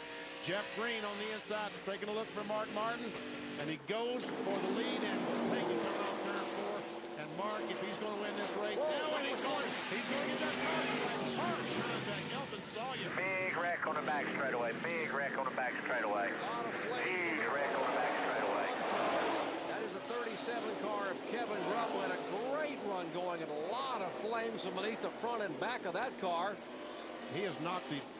Get out of there, that a boy. I saw the window net come down. Trying to get the radio unhooked and get the heck out of there. They've knocked the fuel line off, and the radio's still hooked up. He just jerks it off the helmet. Kevin Grubb, who had a great run going, hoping for a top finish here tonight, top 5 finish. Caution out for the 7th time tonight. Heavy damage on his car, heavy damage on the Lysol Ford. Elton Sawyer after that great 9th place finish at California last week. There's the 43 of Jay Sauter. Wow. Wow. The right front tire, the whole assembly is just completely gone off that car. Finally, the fire department gets there. I say finally, they're there quickly and putting the fire out. There's Kevin Grubb running down across the racetrack. There was contact between 2 cars going up the back straightaway. 2 cars got together, they started weaving back and forth, and this collected a whole group of cars behind them. That's when it all broke loose. Here's the contact, the 97 car, and it might have been got a little out of shape. He comes back and runs into the right front of Jay Sauter. Now Sauter comes back across the racetrack right in front of Elton Sawyer. He turns left and misses him, but here look at Grubb. Oh man, and he knocked the fuel pump off that car, the gas line off that car, and he had no brakes because he's knocked the right front off, and all that gasoline is under the car. Now here finally comes Mark Martin into the pits. Tony Lambert and company making their final pit stop. They wanted to be under 50 laps. Bill, in front of you. And pit road's a pretty lonely place. The 60 car, the only one down here. This is strictly routine. 4 tires, no air pressure adjustment. Top it off with fuel. Send him back out for the rest of the way. 27 cars on the lead lap to win. Mark Martin has to pass them all. Here we go. Man, if he wins this one, he is definitely going to earn it. This is going to be big if he pull this off. And what about Steve Park, Ray? Why didn't he come down pit road? Well, Jerry, he's definitely going to pit, but they wanted to wait till all the debris was cleaned up because there's an awful lot over in turns 3 and 4. So Park called in and says, we want to do a couple things. We want to take a 1 turn out of the left rear and change air pressure on that right rear, but they don't want to do it until they know the track is clean. So it'll be another 2 or 3 laps before Steve Park comes to the pits. Well, he's running back in 23rd position right now after running 2nd when we restarted the race about 18 laps ago. Now, the caution came out on lap 195. Here's the contact. Watch the 97 car get a little out of shape. This is going down in turn 1. There to see the contact. Lazaro gets some contact from Tony Raines. Now they come off turn 2, and they might make contact again. Yes, there they make contact again. And Lazaro goes sideways and just finally corrects it, but he comes back right in the side of the 43. Now Jay Sauter goes up and just completely blocks the racetrack. Watch Grubb. Watch that 37. Wow. Launches over the right front fender. Meanwhile, Elton Sawyer's car comes sliding across and backs into the inside wall. There is Grubb's car just ripping the whole right front off of his car and the right front off of Jay Sauter's car. And there's Elton Sawyer's Ford backing down toward us. Heavily damaged cars of Sauter, Sawyer, and Grubb working caution number 7 at Richmond. Back with more in just a moment.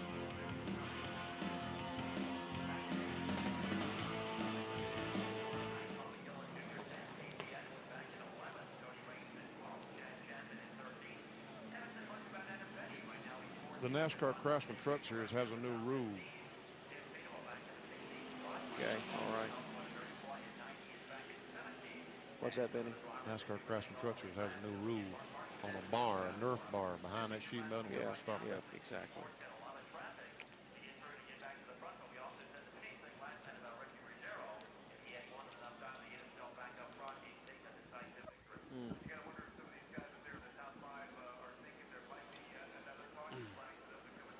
Don't you think there was contact again between the 33 and 97 Yeah. on 2? And I think the 43 actually hit the 97 from behind is what turned him over coming off turn 2. On that second replay, you could see it.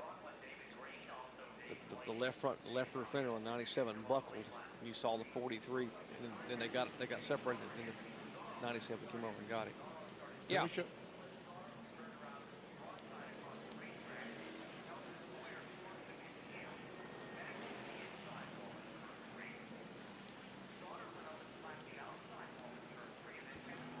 They're in San Jose, according to... They're at San Jose, yeah.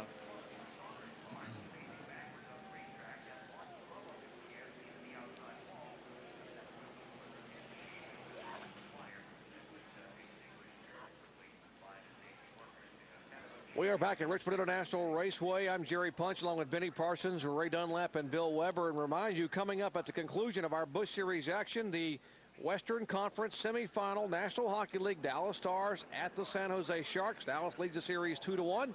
That's coming up next at the conclusion of our Busch Series action here at Richmond under the lights. Let's go down to the pits and Bill Weber.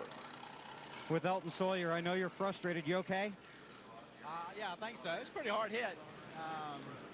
Just unfortunate. The car wasn't bad. It was a little tight in the center. We made some adjustments. Didn't seem to get it a whole lot better, but I don't know what happened over there. I think I know, but I'm not going to say. It's just we were in a bad situation.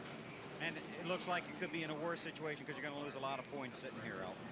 Yeah, I mean, they're going to work hard to try to fix it, but it's tore up pretty bad, and it's going to, I mean, the fuel cell's on the ground. It hit so hard, knocked the mirror out of it, so it's just one of those deals, and I hate it for everybody that was involved, but we're going to Loudon next week, and we're carrying the same car we had last week, so they've got to look out. Good luck.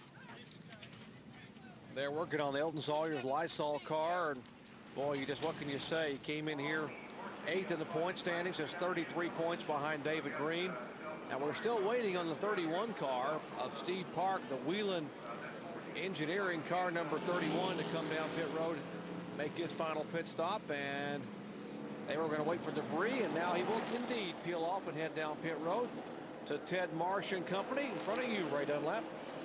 But Jerry, an awful lot of the time whenever there's a Winston Cup driver in the field, the driver goes and asks the crew members if they'll come help him pit. Well, it was the other way around for this guy. The crew members from the Budweiser team came and said, we want to help you. We think you have a shot at winning tonight. Park is in. They will make a chassis adjustment, an air pressure adjustment, as I said, on the right side also. And Park said this car has been very, very good tonight. Not sure if it's good enough to beat Mark Martin, but now they've even got a lot more work than that because they've got to go a long way through the field. You see the wrenches in the car. They go one round down. Tires are on. And Steve Park is back out on the racetrack. And, of course, the Budweiser crew for Dale Earnhardt Jr., the Budweiser crew will be pitting him, of course, tomorrow night. He won here a year ago. Here's a replay of what happened a moment ago. There was contact. Initially the 33 at 97, and now it all breaks loose again. And when the 43 goes back across the racetrack, he just completely blocks the track. Elton Sawyer comes down, backs in the wall hard. We see the 37 car of Kevin Grubb knocked the right front and the fuel pump off. Once again, there the 33, Tony Raines, the 97 makes contact. That's through the middle of 1 and 2. Now as they come off the corner, once again, I think right there they may make contact, but then the 43 car runs in the back of the 97, and I guess that's what really got him going. There was contact between Sauter, as I said, as the 97 had checked up, and then there comes Grubb just launching by over the front of Jay Sauter. Let's check in with Bill once again. Well, I haven't seen it, but I heard you had a wild drive. Yeah, I tell you, all the guys on the team did a great job. I tell you, they had great pit stops. We qualified good. You know, we were top 10 all night, and we just on that restart, you know, there's a lot of lap cars, and we got stuck behind one of them, and we probably lost 15 spots. So we were in the process of working back up, and I think it was the deal with the lap car.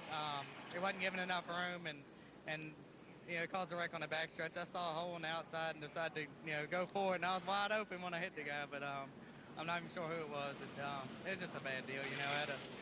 Thought we were gonna make it through it, and then last second, you know, we got caught up in it. But it wasn't too bad, but it was a pretty wild ride. That barbecue can be a pretty frightening feeling. Yeah, actually, that was the first time to be on fire, so that's a milestone for me. Nice that you could laugh about it. Glad you're okay. All right, thanks. Well, look at the front of that car. It's charred where the fire was. He's 6th in points, and that crew not going to give up at all. They are going to try to get that car sawed apart and somehow get him back on the racetrack before this race is over. And speaking of the race being over, coming up next, National Hockey League action, Western Conference semifinals. Dallas Stars at the San Jose Sharks will be headed out for hockey when this one's over here very shortly. Stay with us.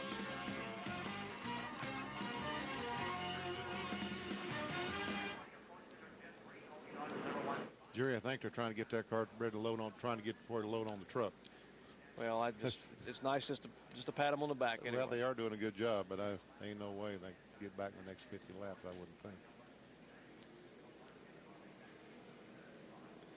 I didn't think your car would ever make it back in, what, 72 or no, I didn't think it would. I just sure didn't. I thought it was all over. Cale was tasting that champagne. But no. Well, let's see what's going on here now. Well, it's going to be interesting to see Mark try to work his way back from 22nd through this field. If he wins it, he deserves it.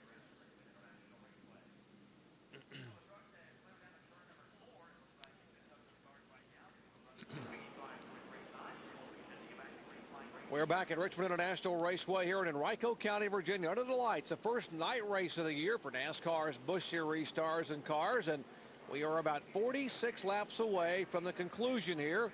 Running a little bit long. We have had actually 7 caution flags, a lot of exciting short track action, NASCAR style, and just the beginning of NASCAR action this weekend. Of course, we've got the Pontiac Excitement 400 coming here on Saturday night, with Rusty Wallace and Steve Park on the front row for that one. Rusty Wallace will lead them down in his Miller Lite Ford.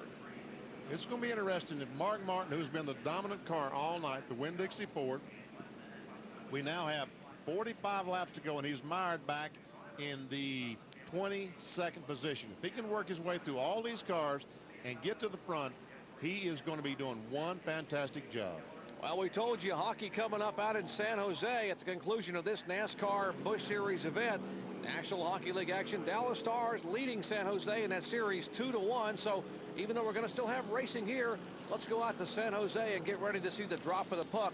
Exciting Western Conference semifinal action out in San Jose. It's the Stars and the Sharks. We'll be right back. Let's go out to San Jose.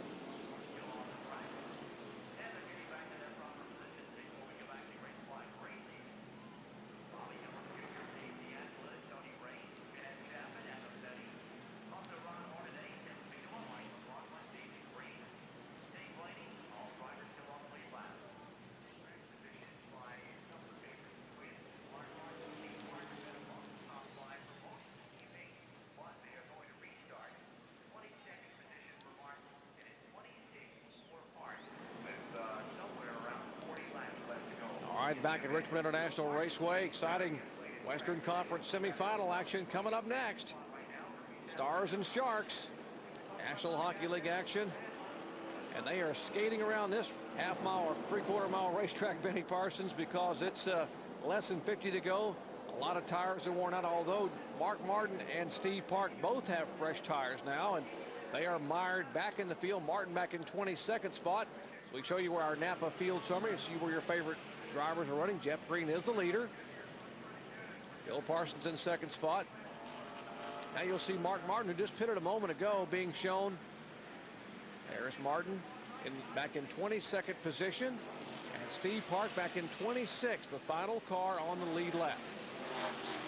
Remainder of our 43-car starting field. Kevin LePage only made it a lap before getting tagged from behind on his brand new Redman Ford. Michael Rich having his problems early on in the Florida Gators machine he was driving. Now here's the Winn-Dixie Ford. We mentioned just a moment ago that he pitted, has fresh tires on. But Benny, as you said, the key here is traffic and laps. A lot of traffic and not that many laps. He's going to have another caution flag to win the race, because he needs to pass about 10 cars or 15 cars and then have a caution flag. Let him close up on these guys, because Jeff Green is going to drive away as he tries to pass these other cars.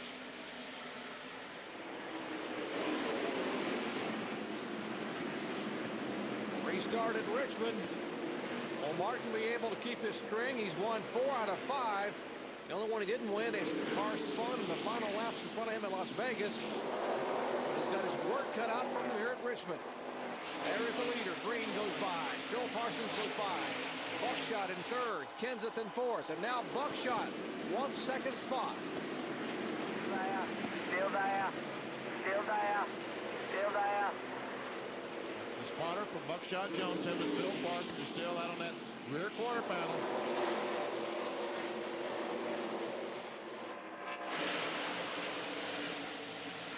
Clear of him. Good job. Good job. Buckshot clears now. Matt Kenseth goes on the inside of both these cars. Run hard as you can, baby. Run hard as you can. second spot, side by side for fourth position. Jason Keller is there. Hard as you can, baby, because he got him stacked up behind him. That is second, third, fourth, and fifth. Right behind the leader, Jeff Green. Mark Martin's last time by was at 20th. He's only gained 2 spots. You can see less than 40 laps to go.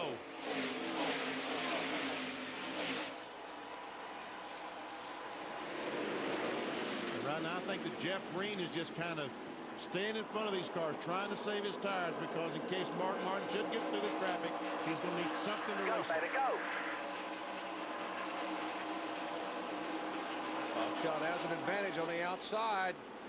Kenseth came to the man, Buckshot Jones. Keep digging. Clear of him, clear of him.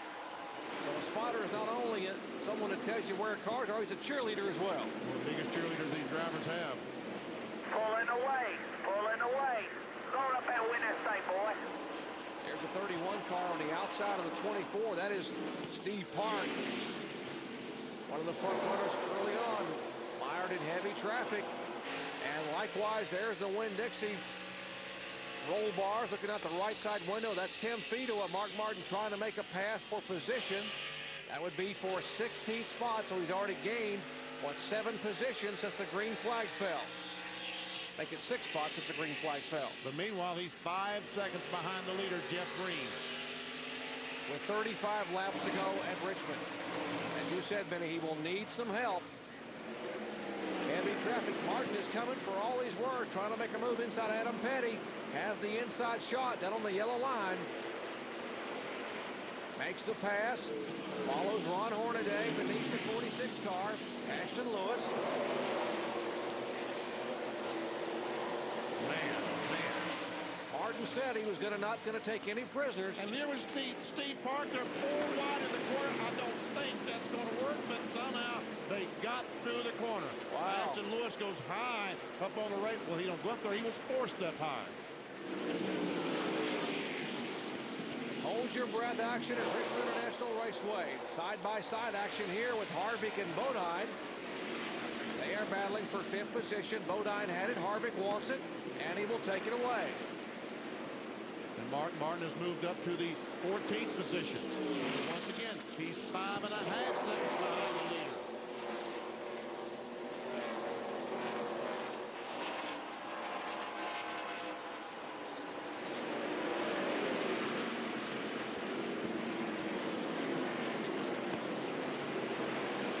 Evan Harvick, rookie driver Todd Bodine, second in points. Top Arctic Chevrolet for Bodine. C.C. Welliver on car. Buckshot Jones, Cheez-It Chevrolet in second position. Last time, sorry, Jared. Last time by, Mark Martin gained a little bit on the leader. Check our Circuit City telemetry. Bill Weber. Well, Mark Martin continues to charge through the field here, but Mark is racing under very difficult circumstances here at Richmond tonight.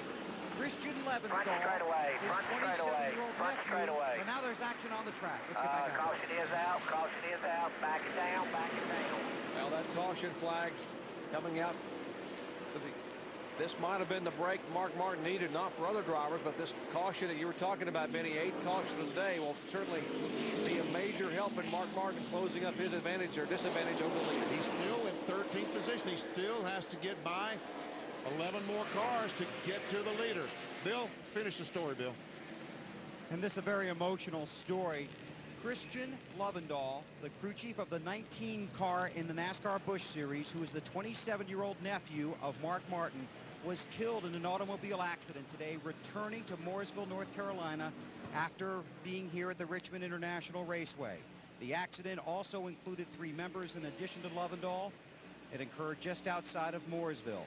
Mark's wife, Arlene, called Mark approximately 45 minutes before the race started here this evening and informed him. Apparently, Mark's plane is now in the air, making the trip to Arkansas to pick up family members. Again, Mark is aware of this. He opted to race here tonight, but his 27-year-old Christian Lovendahl, the crew chief for the 19 car in the Busch Series, killed this afternoon in an automobile accident after his car was here at Richmond. Well, all we can do is send our prayers and best wishes along to, and our deepest sympathies along to Mark and all of the Christian's family and all the Lovendahl family. I spent quite a bit of time last night with Christian Lovendahl and that team down in the Busch Series garage, and we certainly, that is a huge, huge loss for all of us in NASCAR racing. Christian Lovendahl, the crew chief on the David Ridling, car number 19 for P.J. Jones. A tough one here for Mark Martin, trying to somehow get his mind away from that terrible loss in his family and be able to put it on what he had to do tonight in this race car at Richmond. We are under caution for the 8th time tonight. There's a look at Jack Roush sitting on top of that pit box. Let's show you what happened here coming out of turn 4. There was a number of cars got together. First of all, the 3-car of Hornaday gets tagged and spins. He gets tagged by Adam Petty, I believe. I shouldn't say that if I'm not sure, but I believe it was Adam behind there that make contact. Hornaday goes around and then smacks in that outside retaining wall hard. Hits it about 2 or 3 times. Other cars pull to the inside. We'll watch from the Bob Evans roof camera on Randy LaJoie's car. Randy says, thank goodness there was nothing there and all that smoke for me to hit. All right, we're under caution for the 8th time here at Richmond International Raceway. Got to remind you that coming up next, Western Conference semifinal action. The Dallas Stars have just scored and lead 1-0 at San Jose. They lead the series 2-1 right now. They are ahead 1-0 over the San Jose Sharks. That's the Dallas Stars over San Jose 1-0. Right now we'll be going out that action live at San Jose, the Western Conference semifinals. Action coming up in about 26 laps. Our signal has been given to the field. 1 lap to go before the green flag. Well, Mark Martin is in 13th position as we will get set for a restart. He has very fresh tires. He started in 6th spot. You see the progression back in 20th position. Since the restart, he was on 209. He was 20th, and here we are just 15 laps later. He's up to 13th. But if he gains 7 positions in the next 15 laps, there will only be 10 to go, and he'll still be in 6th spot. So you'll have to be very, very aggressive here in these final 22, 23 laps. He'll have to pick his spots, but he won't be able to wait. He's going to have to make his move in a hurry. Glad to have you with us. I'm Jerry Punch along with Benny Parsons, Bill Weber, and Ray Dunlap as the 0-0 car of Buckshot slows on the start. Cars go around him. Kind of wonder maybe if there was a shifter problem. It got hung up a little bit. Now the car seems to be, well, still down a little bit on speed. Jeff Green is the leader, the Nesquik Chevrolet. He's also the points leader, looking for his first win this year. Doesn't have 4th gear. Wow. So he's stuck in 3rd gear. Mark Martin making a move. A lot of traffic for Martin. Which way does he go? He was able to get by the 33 car that we're right along with. Tony Raines, Butler cars side by side in front. And then Raines is getting a challenge from Steve Park. And there's Park driving to the inside. And there's the Buckshot running second just a moment ago, losing positions. Well, Mark Martin showing the way, diving for holes on the racetrack. Steve Park, the younger driver, following the veteran. And so if anybody knows how to get around Richmond in the late laps, it's Mark Martin. 22 laps to go. Martin in 10th spot, Park in 11th position. They go beneath the Jimmy Johnson car. That is 4th position. That's for 9th position. So they go to 9th and 10th, respectively. At least we know Steve Park's brakes works very well. Next up will be Casey Atwood in the 27 car in 8th spot. But there's a slower car, Blaze Alexander on the inside, so Mark wisely decides not to do that. There's Phil Parsons, a 59 car. His tire's starting to go away. Parsons in 7th, Atwood is 8th. Martin and Park are 9th. Here goes Park on the inside of Mark Martin for position. This could make it a jumble here. Steve Park. And Martin will pull him on the straightaway and take the position back. They stay single file. Martin, I need an inside crew to be able to get by Casey. Now Casey Atwood tries to make a pass on Phil Parsons. You mentioned his tire is going away. Here are the lead cars, by the way. The 10 car of Jeff Green is the leader. Matt Kenseth in second spot. Jason Keller is third. Kenseth trying to win his second NASCAR Busch Series race in a row. Meanwhile, Mark Martin dives on the inside of Casey Atwood. Takes over the, what is that, 8th position. He's on the inside of Phil, takes over 7th. So now he is in 7th spot. And there are 19 laps to go. Next up for Mark Martin will be the 35 car, Lyndon Amick. 24 car is Ricky Hendrick, the GMAC Chevy. Now Steve Park caught a tough break. He's hung up behind Casey Atwood in another car. There he finally gets on. That was Phil Parsons and Casey Atwood. They were side by side. He gets on the inside of those cars. Now Mark Martin is broken clear. If he can get a caution flag right now in the next couple of laps, he might can win this thing. But Mark Martin right now is 4 1/3 seconds behind Jeff Green. And he's about 10 car lengths. He was about 10 car lengths back of Lyndon Amick. The next car he has to catch for position. That would be for the 6th spot. There is Mark Martin, the Winn-Dixie Ford. There is the leader, Jeff Green. Kenseth in second spot. Where is Martin? There he comes. It's about a half a straightaway. Or I should say a half of the front straightaway. Meanwhile, Jason Keller, the Excedrin car, trying to pass the 2 car, Kevin Harvick. It's a battle for the 3rd position. Harvick having a great run here at Richmond. His best finish of the year, a 4th at Nashville. This would be his best ever Busch Series finish if he can hold on to finish 3rd or better. All right, here comes Mark Martin on the inside of Lyndon Amick, taking over another spot. Clock showing that Martin is a mile-an-hour faster than the lead cars. 14 laps to go on a 3/4 mile D-shaped oval in Richmond. That last time by, Jeff Green ran 1:17.1. Mark Martin ran 1:18.0. So he's clearly faster, but does he have enough time in 14 laps? Can he catch him? I don't think so. Possibly the last time the local Richmond fans will see Mark Martin in a Busch Series car. His final year. Just 8 races remain for Martin in Busch competition after tonight. That time by, though, Jeff Green has turned the wick up a little bit. He was faster than Martin on the clocks. Well, I think Jeff Green has been waiting for this moment. I think he has been saving those tires, knowing that Mark Martin might be coming and trying to at least save something for these last few laps. Mark Martin 3.26 seconds back. He's a little faster, but he's running out of time. He's an entire back straightaway behind Jeff Green. He's got time and cars that he can deal with now. He's got the Todd Bodine car currently in 5th position right in front of him. And these cars aren't going to move out of the way. They're battling for position finishing spots and points. Todd Bodine goes in the corner. He goes up the racetrack. Lets Mark Martin go by. He knows that Mark is clearly faster. They told him that he is faster.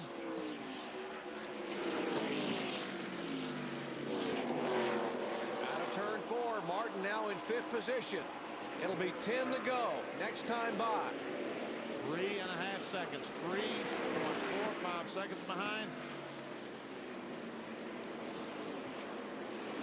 Jeff Green trying to hold on and get his first win in the year 2000. Martin in 5th spot. Kenseth in 2nd. Kevin Harvick, his best run in Busch competition as a rookie. Jason Keller back in 4th spot, and there's the Winn-Dixie checkered flags of Mark Martin. He only gained 7/100ths of a second on Jeff Green that last lap.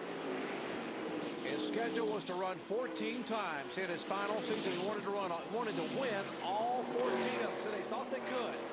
They've won 4 out of 5. Wanted to make it 5 out of 6 at Richmond, but running out of time. That time by, Mark Martin over 118 miles per hour, but he's still 3.25 seconds behind. There he comes. He may be able to catch Jason Keller. That's about the last position he can hope to gain. Jeff Green, big question is now, here comes the 17 car getting a little racy up on Jeff Green. Yes, he is. Matt Kenseth now says, I won one last week in the final laps. Maybe I can win one tonight in the final laps at Richmond. Jeff Green Buckshot Jones. And Kevin Harvick, a terrific run in that AC Delco, number 2.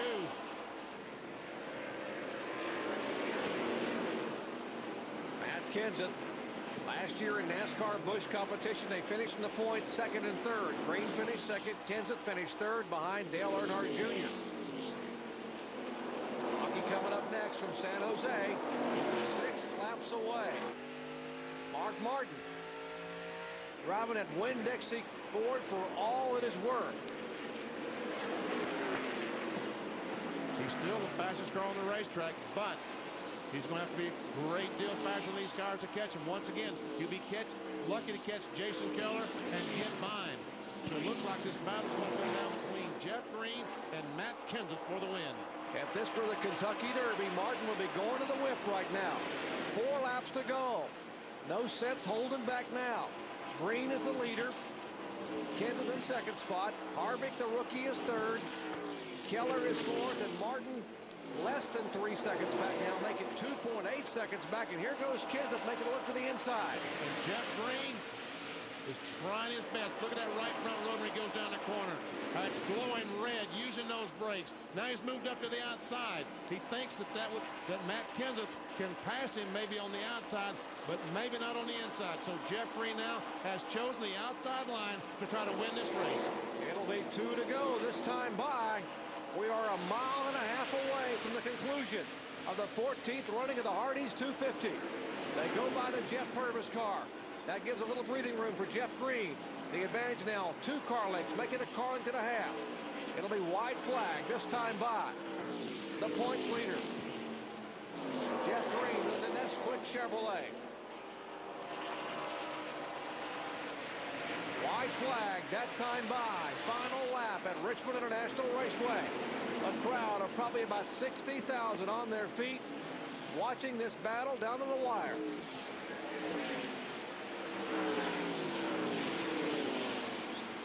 Into turn 3, out of turn 4. Here comes Kenseth on the outside. He will not have enough, and Green will win it by half a car length at the line. Pole sitter and points leader Jeff Green takes his first win. And Mark Martin has moved into that 4th position at the end of the race. Green gets his first win of the year 2000, his 5th career victory, as he is the winner of the 14th annual Hardee's 250.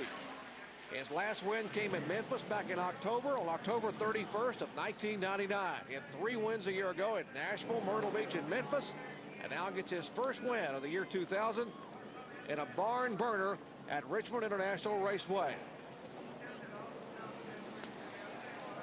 Well, after 11 events, as he does a little donut action, take a look at our unofficial results. Green, Kenseth, Harvick, Martin, and Keller in the top 5, with Park coming home in 6th place. Bill Parsons back rounding out the top 10.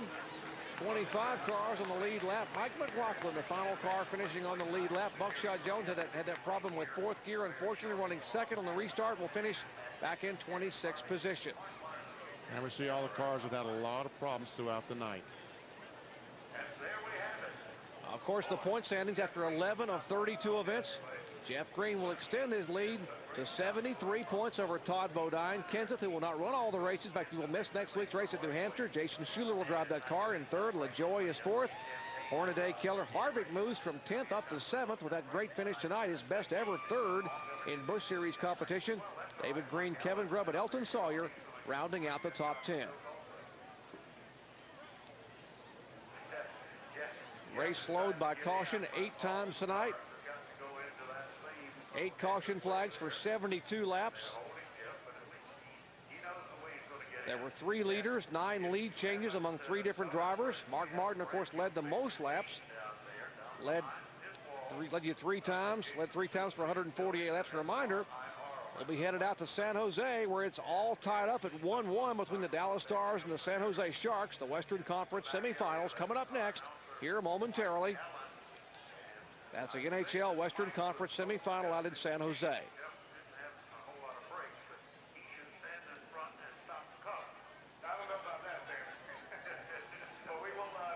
And we'll tell you the score now is 2-1 favor of Dallas over San Jose. We'll be getting out there momentarily. And here is, in victory lane, our winner of tonight's Hardee's 250. Let's go down to our McDonald's winner circle, Hillsborough Weber. And Jeff Green here in victory lane. Congratulations. A lot of second-place finishes, but you beat him tonight.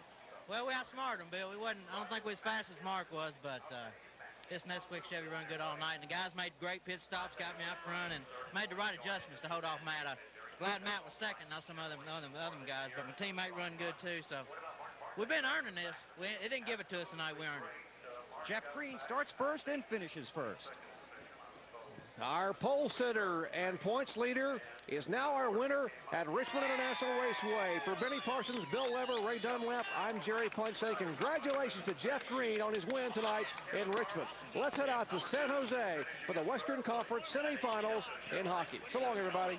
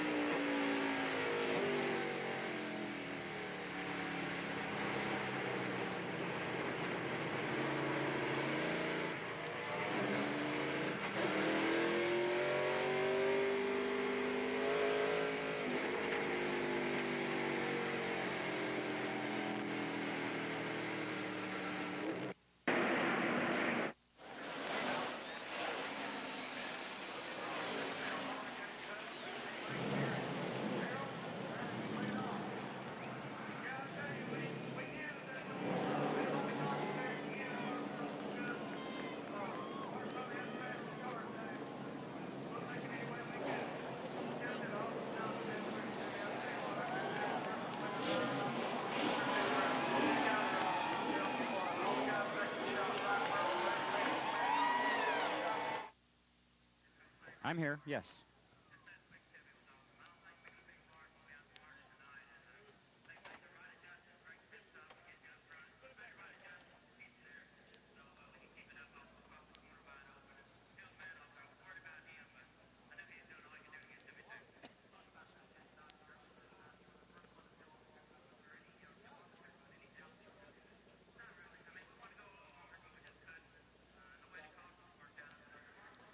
Jeffrey Bodine, I think, should get some consideration qualifying fourth and considering that what he's overcome.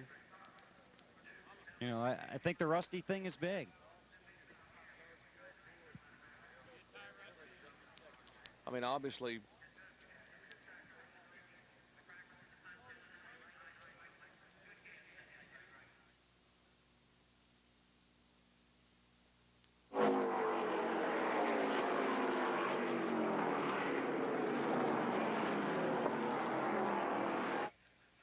Hello, I'm back. Did you miss me?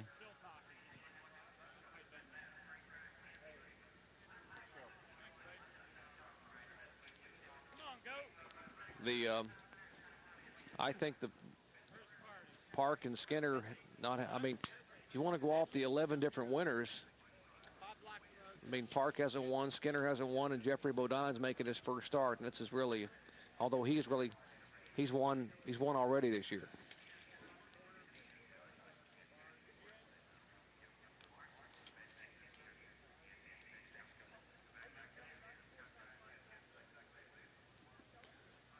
I wouldn't.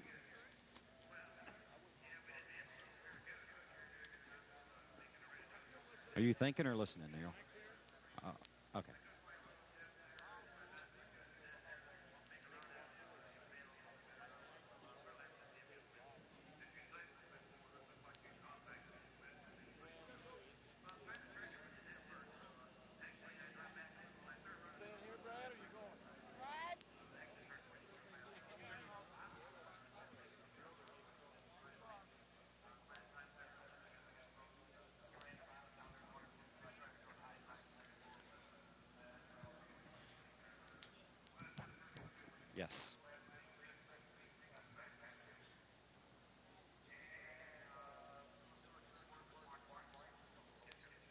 I don't think it plays.